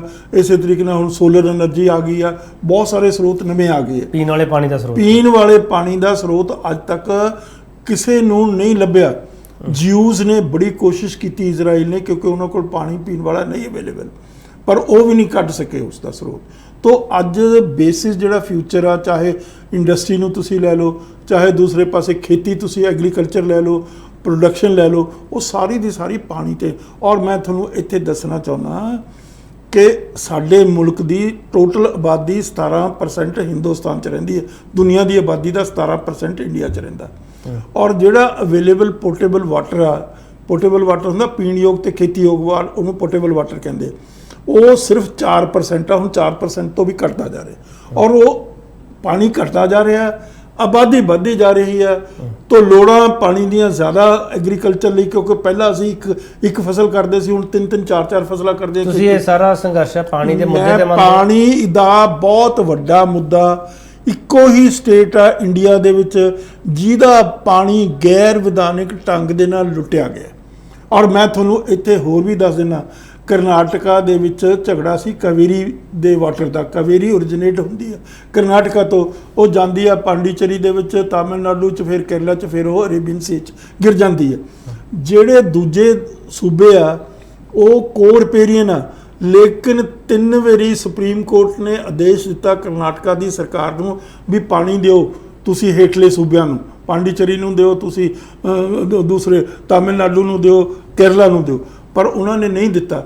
ਅਖੀਰ ਦੇ ਵਿੱਚ ਕੀ ਹੋਇਆ ਕਿ ਉਹਨਾਂ ਨੇ ਖੁੱਲ੍ਹੇ ਤੌਰ ਤੇ ਕਹਿਤਾ ਵੀ ਸਾਨੂੰ ਤਾਂ ਪੀਣ ਦਾ ਪਾਣੀ ਨਹੀਂ, ਉਹਨਾਂ ਨੂੰ ਅਸੀਂ ਖੇਤੀ ਦਾ ਕਿਵੇਂ ਦੇ ਦਈਏ। ਇੱਕ ਵਾਰ ਫਿਰ ਮੈਂ ਦੁਬਾਰਾ ਪੁੱਛ ਰਿਹਾ, ਮੈਂ ਆਪਣੇ ਦਰਸ਼ਕਾਂ ਲਈ ਪੁੱਛ ਰਿਹਾ, ਇਹ ਪਾਣੀ ਦੇ ਮੁੱਦੇ ਤੇ ਫਸਾਦ ਦੀ ਜੜ ਸੀ ਸਾਰਾ? ਪਾਣੀ ਇੱਕ ਬਹੁਤ ਇੰਪੋਰਟੈਂਟ ਮੁੱਦਾ, ਸਿੱਖਾਂ ਦੀ ਸੈਪਰੇਟ ਆਇਡੈਂਟੀਟੀ ਦਾ। ਸਾਨੂੰ ਤਾਂ ਦੱਸਿਆ ਜਾਂਦਾ ਖਾਲਿਸਤਾਨ ਦੇ ਮੁੱਦੇ ਕਰਕੇ ਸਭ। ਮੈਂ ਤੁਹਾਨੂੰ ਦੱਸ ਹੀ ਰਿਹਾ ਨਾ, ਖਾਲਿਸਤਾਨ ਦੇ ਪਿੱਛੇ ਜਿਹੜੀਆਂ ਚੀਜ਼ਾਂ ਹੈਗੀਆਂ, ਇਹ ਇੱਕ ਮਾਨਸਿਕਤਾ ਜਿਹੜੀ ਇੰਡੀਅਨ ਸਟੇਟ ਦੇ ਰੂਲਰਸ ਦੀ ਆ, ਉਹ ਇੱਕ ਬਹੁਤ ਵੱਡਾ ਫੈਕਟਰ ਹੈ। ਉਸ ਫੈਕਟਰ ਦੇ ਆਧਾਰ ਦੇ ਉੱਤੇ ਪੰਜਾਬ ਦਾ ਪਾਣੀ ਲੁੱਟਿਆ ਗਿਆ, ਪੰਜਾਬ ਦੀ ਇਕਨੋਮੀ ਖਰਾਬ ਕੀਤੀ ਗਈ, ਪੰਜਾਬ ਦੇ ਲੋਕਾਂ ਤੇ ਤਸ਼ੱਦਦ ਹੋਇਆ। ਮਤਲਬ ਜੋ ਗਵਰਨਮੈਂਟ ਦੀ ਲਾਲੈਸਨੈਸ ਆ, ਕਿਸ ਕਿਸਮ ਦੇ ਕਾਨੂੰਨ ਮਤਲਬ ਤੁਸੀਂ ਇੰਟਰੋਡਿਊਸ ਕਰਕੇ ਅੱਜ ਤੱਕ ਸਿੱਖ ਜਿਹੜੇ ਆ, ਬੰਦੀ ਸਿੱਖ ਕਿਸ ਤਰੀਕੇ ਨਾਲ ਰੁਲ ਰਹੇ। ਪਿੰਡਰਾਵਾਲਾ ਹਰਨ ਨੇ ਖਾਲਿਸਤਾਨ ਮੰਗਿਆ ਸੀ? ਹਾਂਜੀ, ਖਾਲਿਸਤਾਨ ਮੰਗਿਆ ਸੀ ਕਦੇ ਪਿੰਡਰਾਵਾਲਾ? ਉਹਨਾਂ ਨੇ, ਜੋ ਮੈਨੂੰ ਪਤਾ ਹੈ, ਉਹਨਾਂ ਨੇ ਇਹ ਗੱਲ ਕਹੀ ਸੀ ਜਿਸ ਦਿਨ ਹਿੰਦੁਸਤਾਨ ਦੀ ਫੌਜ ਇੱਥੇ ਪੈਰ ਰੱਖਦੇ ਸੀ ਦਰਬਾਰ ਸਾਹਿਬ ਦੇ ਵਿੱਚ, ਉਹ ਸਮਝੋ ਵੀ ਖਾਲਿਸਤਾਨ ਦੀ ਨਹੀਂ ਰੱਖੀ ਜਾਏਗੀ। ਇਹ ਗੱਲ ਸਾਰੀ ਦੁਨੀਆ ਜੱਗ ਜ਼ਾਹਰ ਹੈ ਇਸ ਗੱਲ ਦੀ। ਔਨ ਰਿਕਾਰਡ ਹੈ ਸਰ? ਔਨ ਰਿਕਾਰਡ ਆ, ਹਾਂਜੀ। ਸੋ ਇਹ ਹੈ। ਮੈਂ ਇੱਕ ਚੀਜ਼ ਤੁਹਾਡਾ ਜ਼ਰੂਰ ਸਮਝਣਾ। ਹਾਂਜੀ, ਜਦੋਂ ਇਹ ਸਭ ਕੁਝ ਹੋ ਗਿਆ ਤੇ ਹੁਣ ਅਕਾਲੀ ਆਗੂ ਅੱਜ ਵੀ ਚਿੱਠੀਆਂ ਲਿਖਦੇ ਪਏ ਪ੍ਰਧਾਨ ਮੰਤਰੀ ਨੂੰ ਕਿ ਜਿਹੜੀ ਬ੍ਰਿਟਿਸ਼ ਦੀ ਭੂਮਿਕਾ ਸੀਗੀ ਉਹ ਸਾਨੂੰ ਦੱਸੋ। ਹਾਂਜੀ, ਤੁਸੀਂ ਕਹਿ ਰਹੇ ਹੋ ਕਿ ਸਿੱਖ ਨਦਾਨ ਹੈ, ਲਾਚਾਰ ਹੈ। ਸਰ ਜਿਹੜੀ ਪੋਲਿਟਿਕਸ ਹੈ ਉਹ ਤਾਂ ਅੱਜ ਵੀ ਇਸੇ ਤੇ ਖੜੀ ਹੈ। ਨਹੀਂ, ਪੋਲਿਟਿਕਸ ਉੱਥੇ ਹੀ ਖੜੀ ਆ, ਪਰ ਜਿਹੜੇ ਸਿੱਖ ਹੁਣ ਵੀ ਇਹ ਗੱਲਾਂ ਕਹਿ ਰਹੇ ਆ ਨਾ ਵੀ ਸਾਨੂੰ ਤੁਸੀਂ ਕਹਿ ਰਹੇ ਹੋ ਵੀ ਹਿੰਦੁਸਤਾਨ ਦੀ ਸਰਕਾਰ ਨੂੰ ਚਿੱਠੀਆਂ ਲਿਖ ਰਹੇ ਆ, ਉਹ ਕੀ ਭਾਲ ਰਹੇ ਆ ਹਿੰਦੁਸਤਾਨ ਦੀ ਸਰਕਾਰ ਤੋਂ? ਹਿੰਦੁਸਤਾਨ ਦੀ ਉਸ ਵੇਲੇ ਦੀ ਸਰਕਾਰ, ਆਪੋਜੀਸ਼ਨ ਤੇ ਜਿਹੜੀ ਗਵਰਨਮੈਂਟ ਸੀ ਉਹ ਇਕੱਠੀਆਂ ਸੀ in this attack on Sikhism, in this attack on Darbar Sahib. ਤਾਂ ਉਹ ਕੀ ਭਾਲਦੇ ਉਸ ਤੋਂ? ਜੇ ਇਹਦਾ ਮਤਲਬ ਡਾਕਟਰ ਢਿੱਲੋਂ ਜਿਹੜੀ ਮਰਜ਼ੀ ਸਰਕਾਰ ਆ ਜਾਵੇ ਦੇਸ਼ ਦੇ ਵਿੱਚ ਉਹ ਕਦੇ ਵੀ ਡੀਕਲਾਸੀਫਾਈ ਨਹੀਂ ਕਰੂਗੀ ਚੀਜ਼ਾਂ, ਨਹੀਂ ਕਰੇਗੀ, ਕਿਉਂਕਿ ਗੁਨਾਹ ਉਹਨਾਂ ਦੇ ਵਿੱਚ ਪਏ ਆ। ਜੇ ਅਕਾਲੀ ਖੁਦ ਆਵੇ ਕੇਂਦਰ ਵਿੱਚ, ਮੰਨ ਲਓ, ਮੈਂ ਕਹਿੰਦਾ ਅਕਾਲੀ ਕੇਂਦਰ ਆ ਹੀ ਨਹੀਂ ਸਕਦੇ। ਜੇ ਮੰਨ ਲਓ ਤੁਸੀਂ ਇੱਕ ਸਵਾਲ ਕਿਹਾ ਨਾ, ਮੰਨ ਲਓ ਜੇ ਪਿੰਡਾਂ ਵਾਲੇ ਸਰੈਂਡਰ ਕਰ ਦਿੰਦੇ ਫਿਰ ਅਕਾਲੀ ਵੀ ਇਨਵੋਲਡ ਸੀਗੇ, ਬਾਦਲ ਇਨਵੋਲਡ ਆ ਇਸ ਗੱਲ ਦੇ ਵਿੱਚ, ਹਰਚੰਦ ਸਿੰਘ ਲੌਂਗੋਵਾਲ ਇਨਵੋਲਡ ਆ। ਜਿਹੜਾ ਰਾਜੀਵ ਲੌਂਗੋਵਾਲ ਅਕਾਰਡ ਆ ਉਹ ਬਹੁਤ ਵੱਡੀ ਬਿਟਰੇਲ ਆ ਸਿੱਖਾਂ ਦੀ, ਜਿਸ ਦੇ ਵਿੱਚ ਬਲੂ ਸਟਾਰ ਲਫ਼ਜ਼ ਹੀ ਨਹੀਂ ਹੈ ਮਹਾਰਾਜ, ਬਲੂ ਸਟਾਰ ਦਾ ਲਫ਼ਜ਼ ਹੀ ਨਹੀਂ ਹੈ ਉਸ ਦੇ ਵਿੱਚ। ਸਰ ਜੇ ਉਹ ਇਨਵੋਲਵ ਹੈ ਤੇ ਸਰ ਉਹ ਡਿਮਾਂਡ ਕਿਉਂ ਕਰਦੇ ਪਏ ਕੇਂਦਰ ਤੋਂ? ਫਿਰ ਉਹ ਤਾਂ ਐਵੇਂ ਲਿਪ ਸਰਵਿਸ ਹੈਗੀ ਹੈ। They are not sincere to Sikh cause, they were. ਦੇਖੋ ਮੈਂ ਤੁਹਾਨੂੰ ਹੁਣ ਇੱਕ ਮਿਸਾਲ ਦਿੰਦਾ, ਬਹੁਤ ਦੇਰ ਪਹਿਲਾਂ ਕਿਤਨਾ ਕਤਲੋਗਾਰਤ ਹੋਇਆ ਜਿਊਜ਼ ਦਾ, ਤਾਂ ਇੱਕ ਅਸੈਂਬਲੀ ਉਹਨਾਂ ਨੇ ਇਕੱਠੀ ਕੀਤੀ ਵੀ ਅਸੀਂ ਦੱਸੀਏ ਵੀ ਗੁਨਾਹਗਾਰ ਕੌਣ ਆ। ਤਾਂ ਉਹਨਾਂ ਨੇ ਕਿਹਾ ਵੀ ਜਿਹੜੇ ਨੌਜਵਾਨ ਬੱਚੇ ਉੱਥੇ ਇਕੱਠੇ ਹੋਏ ਆ ਉਹ ਕਹਿਣਗੇ ਵੀ ਹਿਟਲਰ ਜ਼ਿੰਮੇਵਾਰ ਆ, ਮਿਸਲੋਨੀ ਜ਼ਿੰਮੇਵਾਰ ਆ, ਫਲਾਨਾ ਜ਼ਿੰਮੇਵਾਰ ਆ। ਪਰ ਪਤਾ ਕੀ ਕਿਹਾ ਉਹਨਾਂ ਬੱਚਿਆਂ ਨੇ, ਜਿਹੜੇ ਬੜੇ ਸੁਚੇਤ ਔਰ ਬੜੇ ਸਿਆਣੇ ਸੂਝਵਾਨ ਸੀ, ਉਹਨਾਂ ਨੇ ਕਿਹਾ ਵੀ ਆਹ ਬੁੱਢੇ ਬੈਠੇ ਆ ਜ਼ਿੰਮੇਵਾਰ ਆ, ਜਿਊਜ਼ ਬੁੱਢੇ ਜਿਹੜੇ ਜ਼ਿੰਮੇਵਾਰ, ਇਹਨਾਂ ਨੇ ਮਿਲ ਕੇ ਸਾਡੇ ਤੇ ਕਤਲੋਗਾਰਤ ਸਾਡਾ ਜੋ ਕੁਛ ਕਰਾਇਆ। ਤੋ ਅੱਜ ਮਤਲਬ ਸਭ ਤੋਂ ਵੱਡੀ ਪ੍ਰੋਬਲਮ ਇਹ ਆ ਕਿ ਸਿੱਖ ਕੌਮ ਦੇ ਵਿੱਚ ਮਸੰਦ ਬੈਠੇ ਆ, ਔਰ ਮਸੰਦ ਜਿਹੜੇ ਆ ਉਹ ਅੰਦਰ ਬੈਠੇ ਤੁਹਾਡੇ ਦੁਸ਼ਮਣ ਆ। ਬਾਹਰ ਬੈਠਾ ਵੀ ਤੁਹਾਡਾ ਦੁਸ਼ਮਣ ਤਾਂ ਦਿਖ ਰਿਹਾ ਤੁਹਾਨੂੰ। ਤਾਂ ਅੰਦਰ ਬੈਠਾ ਜਿਹੜਾ ਹੈ, ਮਹਾਰਾਜ 10ਵੇਂ ਪਾਤਸ਼ਾਹ ਨੇ 3 ਸ਼ਕਤੀਆਂ ਦੇ ਖਿਲਾਫ ਲੜਾਈ ਲੜੀ ਆ। ਪਹਿਲੀ ਉਹਨਾਂ ਨੇ ਲੜੀ ਆ ਮਸੰਦਾਂ ਦੇ ਖਿਲਾਫ, ਜਿਹੜੇ ਉਸ ਸਰੂਪ ਦੇ ਵਿੱਚ, ਸਿੱਖੀ ਸਰੂਪ ਦੇ ਵਿੱਚ ਸਿੱਖੀ ਦਾ ਘਾਣ ਕਰ ਰਹੇ ਸੀਗੇ। ਫਿਰ ਉਹਨਾਂ ਨੇ ਲੜੀ ਆ ਹਿੱਲ ਰਾਜਿਆਂ ਦੇ ਖਿਲਾਫ। ਫਿਰ ਤੀਜੀ ਉਹਨਾਂ ਨੇ ਲੜਾਈ ਲਈ ਆ ਮੁਗਲ ਸਲਤਨਤ ਦੇ ਖਿਲਾਫ। ਤੋ ਇਹ ਤਾਂ ਮਹਾਰਾਜ ਨੇ ਪੈਰਾਮੀਟਰਸ ਅੱਗੇ ਰੱਖੇ ਹੋਏ ਆ, ਪਰ ਅਸੀਂ ਸਿੱਖ ਇਤਿਹਾਸ ਪੜ੍ਹਦੇ ਨਹੀਂ, ਅਸੀਂ ਗੁਰੂ ਦੇ ਨਾਲ ਲੱਗਦੇ ਨਹੀਂ, ਗੁਰੂ ਤੋਂ ਅਸੀਂ ਕੋਈ ਗਿਆਨ ਜਾਂ ਸੂਝ ਲੈਂਦੇ ਨਹੀਂ। ਸਾਡੀ ਪ੍ਰੋਬਲਮ ਇਹ ਹੈ, ਅਸੀਂ ਗੁਰੂ ਨੂੰ ਮੰਨਦੇ ਆ ਪਰ ਗੁਰੂ ਦੀ ਨਹੀਂ ਮੰਨਦੇ। ਗੁਰੂ ਦੀ ਨਹੀਂ ਮੰਨਦੇ। ਹਾਂਜੀ, ਮੈਂ ਇੱਕ ਆਖਰੀ ਸਵਾਲ ਕਰਾਂ ਡਾਕਟਰ। ਹਾਂਜੀ, ਵੈਸੇ ਇਹ ਸਵਾਲ ਮੈਨੂੰ ਵੀ ਚੰਗਾ ਨਹੀਂ ਲੱਗ ਰਿਹਾ, ਮੈਂ ਤੁਹਾਨੂੰ ਪੁੱਛ ਰਿਹਾ। ਨਹੀਂ ਪੁੱਛੋ, ਪਰ ਮੈਨੂੰ ਪੁੱਛਣਾ ਪੈ ਰਿਹਾ ਸਰ। ਹਾਂਜੀ, ਮੈਨੂੰ ਲੱਗਦਾ ਕਿ ਸ਼ਰਧਾਂਜਲੀ ਸਮਾਗਮ ਕਰਵਾਉਂਦੇ ਰਹੋ। ਹਾਂਜੀ, ਤੇ ਇਸ ਘੱਲੂਘਾਰੇ ਨੂੰ ਯਾਦ ਕਰਦੇ ਰਹੋ ਜੀ, ਕਦੇ ਭੁੱਲੋ ਨਾ ਜੀ। ਪਰ ਸਾਜ਼ਿਸ਼ ਘਾੜਿਆਂ ਦਾ ਤੁਹਾਨੂੰ ਕਦੇ ਪਤਾ ਨਹੀਂ ਲੱਗੂਗਾ। ਹਾਂ, ਨਹੀਂ ਇਸੇ ਨਾਲ ਸਮਾਪਤ ਕਰਾਂ। ਦੇਖੋ ਪਤਾ ਲੱਗੇਗਾ, ਪਤਾ ਲੱਗ ਵੀ ਚੁੱਕਿਆ ਹੈਗਾ। ਤਾਂ ਉਹ ਜਿਹੜੇ ਲੋਕ ਆ ਸਵਾਰਥੀ, ਅੱਜ ਵੀ ਹੁਣ ਦੇਖੋ ਨਾ 1200 ਕਰੋੜ ਰੁਪਈਆ ਦਿੱਤਾ ਉੱਥੇ ਹੇਮਕੁੰਟ ਦੇ ਉੱਤੇ, ਉਹਦੀ ਵਾਵਾ ਕਰ ਰਹੇ, ਉਹਦੀ ਐਪਰੀਸੀਏਸ਼ਨ ਕਰਦੇ ਆ। ਉਹਨੂੰ ਸਮਝ ਹੀ ਨਹੀਂ ਰਹੇ ਵੀ ਕਿੱਡੀ ਬੜੀ ਚਾਲ ਆ ਸਿੱਖੀ ਨਾਲੋਂ ਤੋੜਨ ਦੀ, ਦਰਬਾਰ ਸਾਹਿਬ ਨਾਲ ਤੋੜਨ ਦੀ। ਮੋਦੀ ਸਾਹਿਬ ਦੀ ਇੱਕ ਪੈਸਾ ਨਹੀਂ ਦਿੱਤਾ ਉਹਨਾਂ ਨੇ ਦਰਬਾਰ ਸਾਹਿਬ ਦਾ ਆਲਾ ਦੁਆਲਾ ਸਵਾਰਨ ਦੇ ਲਈ। 1200 ਕਰੋੜ ਰੁਪਈਆ ਕੱਢ ਕੇ ਦੇ ਦਿੱਤਾ ਉਹਨਾਂ ਨੇ ਹੇਮਕੁੰਟ ਦਾ ਰੋਪਵੇ ਬਣਾਉਣ ਦੇ। ਕਹਿੰਦੇ ਸਾਡੀ ਸਰਕਾਰ ਬਣਾ ਦਿਓ, ਅਸੀਂ ਸਭ ਕੁਝ ਕਰਵਾ ਦਾਂਗੇ। ਕੌਣ ਕਹਿੰਦਾ? ਉਹ ਕਹਿੰਦੇ ਸਾਡੀ ਸਰਕਾਰ ਬਣਾਓ ਪੰਜਾਬ 'ਚ। ਕੌਣ ਕਹਿੰਦਾ ਕਰਦੇ? ਕਹਿੰਦੇ ਸਭ ਕੁਝ ਕਰਾਂਗੇ। ਮੈਂ ਆ ਜੋ ਆ ਕਰਤੂਤ ਕੀਤੀ ਆ, ਇਹ ਕਿੱਡੀ ਬੜੀ ਘਾਤਕ ਤੇ ਖਤਰਨਾਕ ਕਨਸਪੀਰੇਸੀ ਆ ਸਿੱਖੀ ਦੇ ਖਿਲਾਫ। ਸਰ ਇਹ ਤੁਸੀਂ ਇਹਨੂੰ ਕਨਸਪੀਰੇਸੀ ਕਹਿ ਰਹੇ ਹੋ, ਕੋਈ ਹੋਰ ਤਾਂ ਲੀਡਰ ਕਹਿ ਨਹੀਂ ਰਿਹਾ, ਕੋਈ ਹੋਰ ਵਿਦਵਾਨ ਨਹੀਂ ਕਹਿ ਰਿਹਾ। ਮੈਂ ਤਾਂ ਹੀ ਤਾਂ ਕਹਿਣਾ ਮਸੰਦ ਹੈਗੇ ਆ। ਮਸੰਦ ਕਿਵੇਂ ਕਹਿਣਗੇ ਇਹ ਗੱਲ? ਮਸੰਦ ਕਿਵੇਂ ਕਹਿਣਗੇ ਇਹ ਗੱਲ? ਮਸੰਦ ਤਾਂ ਉਸ ਵੇਲੇ ਵੀ ਸਿੱਖਾਂ ਦੇ ਵਿਰੋਧੀ ਸੀ, ਅੰਦਰ ਬੈਠੇ ਵੀ ਸਿੱਖਾਂ ਦੇ ਵਿਰੋਧੀ ਸੀ। ਜਦੋਂ 10ਵੇਂ ਪਾਤਸ਼ਾਹ ਆਪ ਸੀ, ਕਿੰਨੇ ਗਿਆਨਵਾਨ ਸੂਝਵਾਨ, ਕਿੰਨੀ ਉਹਨਾਂ ਦੇ ਕੋਲ ਸਪਿਰਚੁਅਲ ਪਾਵਰ ਸੀ, ਉਸ ਵੇਲੇ ਵੀ ਇਹ ਮਸੰਦ ਵਿੱਚ ਬੈਠੇ ਸੀ। ਤੋ ਇਹ ਮਸੰਦ ਜਿਹੜੇ ਆ, ਆਪ ਮਸੰਦ ਹੀ ਆ, ਹਰਚੰਦ ਸਿੰਘ ਲੌਂਗੋਵਾਲ ਮਸੰਦ ਹੀ ਸੀਗਾ, ਹੋਰ ਕੀ ਸੀਗਾ ਇਹ? ਇਸ ਨੇ ਤੁਸੀਂ ਮੈਨੂੰ ਦੱਸੋ, ਸਾਰਾ ਰਾਜੀਵ ਲੌਂਗੋਵਾਲ ਅਕਾਰਡ ਤੁਸੀਂ ਪੜ੍ਹ ਲਓ, ਉਸ ਦੇ ਵਿੱਚ ਇਸ ਨੇ ਆਪ ਕਿਹਾ ਕਿ ਅਸੀਂ SYL ਪੱਟ ਕੇ ਦੇਵਾਂਗੇ। ਮੋਰਚਾ SYL ਤੇ ਲੱਗਿਆ। 9ਵੀਂ ਮੱਦਾ ਉਸ ਦੀ ਆ ਮੇਰੀ ਕਿਤਾਬ ਦੇ ਵਿੱਚ ਉਹਦੀ ਸਾਰੀ ਡਿਟੇਲ ਦਿੱਤੀ ਵੀ, ਸਾਰੀ ਰਾਜੀਵ ਲੌਂਗੋਵਾਲ ਅਕਾਰਡ ਦੀ। ਆਪ ਕਿਹਾ ਵੀ 1986 ਦੇ ਵਿਸਾਖੀ ਤੋਂ ਪਹਿਲਾਂ ਅਸੀਂ SYL ਪੱਟ ਕੇ ਦੇਵਾਂਗੇ। ਚਲੋ ਡਾਕਟਰ ਢਿੱਲੋਂ, ਮੇਰੇ ਕੋਲ ਵਕਤ ਨਹੀਂ ਹੈ, ਬਹੁਤ ਧੰਨਵਾਦ ਤੁਹਾਡਾ। Thank you. ਇਹ ਸਨ ਡਾਕਟਰ ਗੁਰਦਰਸ਼ਨ ਸਿੰਘ ਢਿੱਲੋਂ। ਇਹਨਾਂ ਦੇ ਵਿਚਾਰਾਂ ਨਾਲ ਤੁਸੀਂ ਕਿੰਨੇ ਸਹਿਮਤ ਹੋ, ਅਸਹਿਮਤ ਹੋ, ਮੈਨੂੰ ਨਹੀਂ ਪਤਾਗਾ, ਪਰ ਜੇ ਇਹਨਾਂ ਦੇ ਵਿਚਾਰ ਕੋਈ ਤੱਥ ਤੋਂ ਪਾਸੇ ਹੈ ਤਾਂ ਤੁਸੀਂ ਸਵਾਲ ਡਾਕਟਰ ਢਿੱਲੋਂ ਨੂੰ ਵੀ ਪੁੱਛ ਸਕਦੇ ਹੋ, ਸਾਨੂੰ ਵੀ ਪੁੱਛ ਸਕਦੇ ਹੋ ਕਿ ਇਸ ਮੰਚ ਤੋਂ ਡਾਕਟਰ ਢਿੱਲੋਂ ਨੇ ਇਹ ਸਭ ਕੁਝ ਕਿਉਂ ਕਿਹਾ। ਇਹ ਡਾਕਟਰ ਢਿੱਲੋਂ ਦੇ ਵਿਚਾਰ ਨੇ, ਡਾਕਟਰ ਢਿੱਲੋਂ ਨੇ ਕਿਹੜੀ ਖੋਜ ਕੀਤੀ ਹੈ, ਕਿਹੜੀ ਰਿਸਰਚ ਦੇ ਆਧਾਰ ਤੇ ਤੁਹਾਡੇ ਸਾਹਮਣੇ ਇਹ ਤੱਥ ਰੱਖੇ ਆ। ਇਸ ਨੂੰ ਤੁਸੀਂ ਵੀ ਵਿਚਾਰਨਾ, ਤੁਹਾਡੇ ਫੀਡਬੈਕ ਦਾ ਅਸੀਂ ਇੰਤਜ਼ਾਰ ਕਰਾਂਗੇ। ਪਰ ਡਾਕਟਰ ਢਿੱਲੋਂ ਨੇ ਜਿਹੜੀਆਂ ਗੱਲਾਂ ਕਹੀਆਂ ਉਹ ਸਾਰੇ ਸਿਆਸਤਦਾਨਾਂ ਨੂੰ ਸੁਣਨੀਆਂ ਚਾਹੀਦੀਆਂ, ਸਮਝਣੀਆਂ ਚਾਹੀਦੀਆਂ ਕਿ ਡਾਕਟਰ ਢਿੱਲੋਂ ਕੁਝ ਗਲਤ ਤਾਂ ਨਹੀਂ ਕਹਿ ਰਹੇ। ਜੇ ਗਲਤ ਕਹਿ ਰਿਹਾ ਤਾਂ ਫੀਡਬੈਕ ਵਿੱਚ ਲਿਖਿਓ ਜ਼ਰੂਰ। ਬਹੁਤ ਧੰਨਵਾਦ।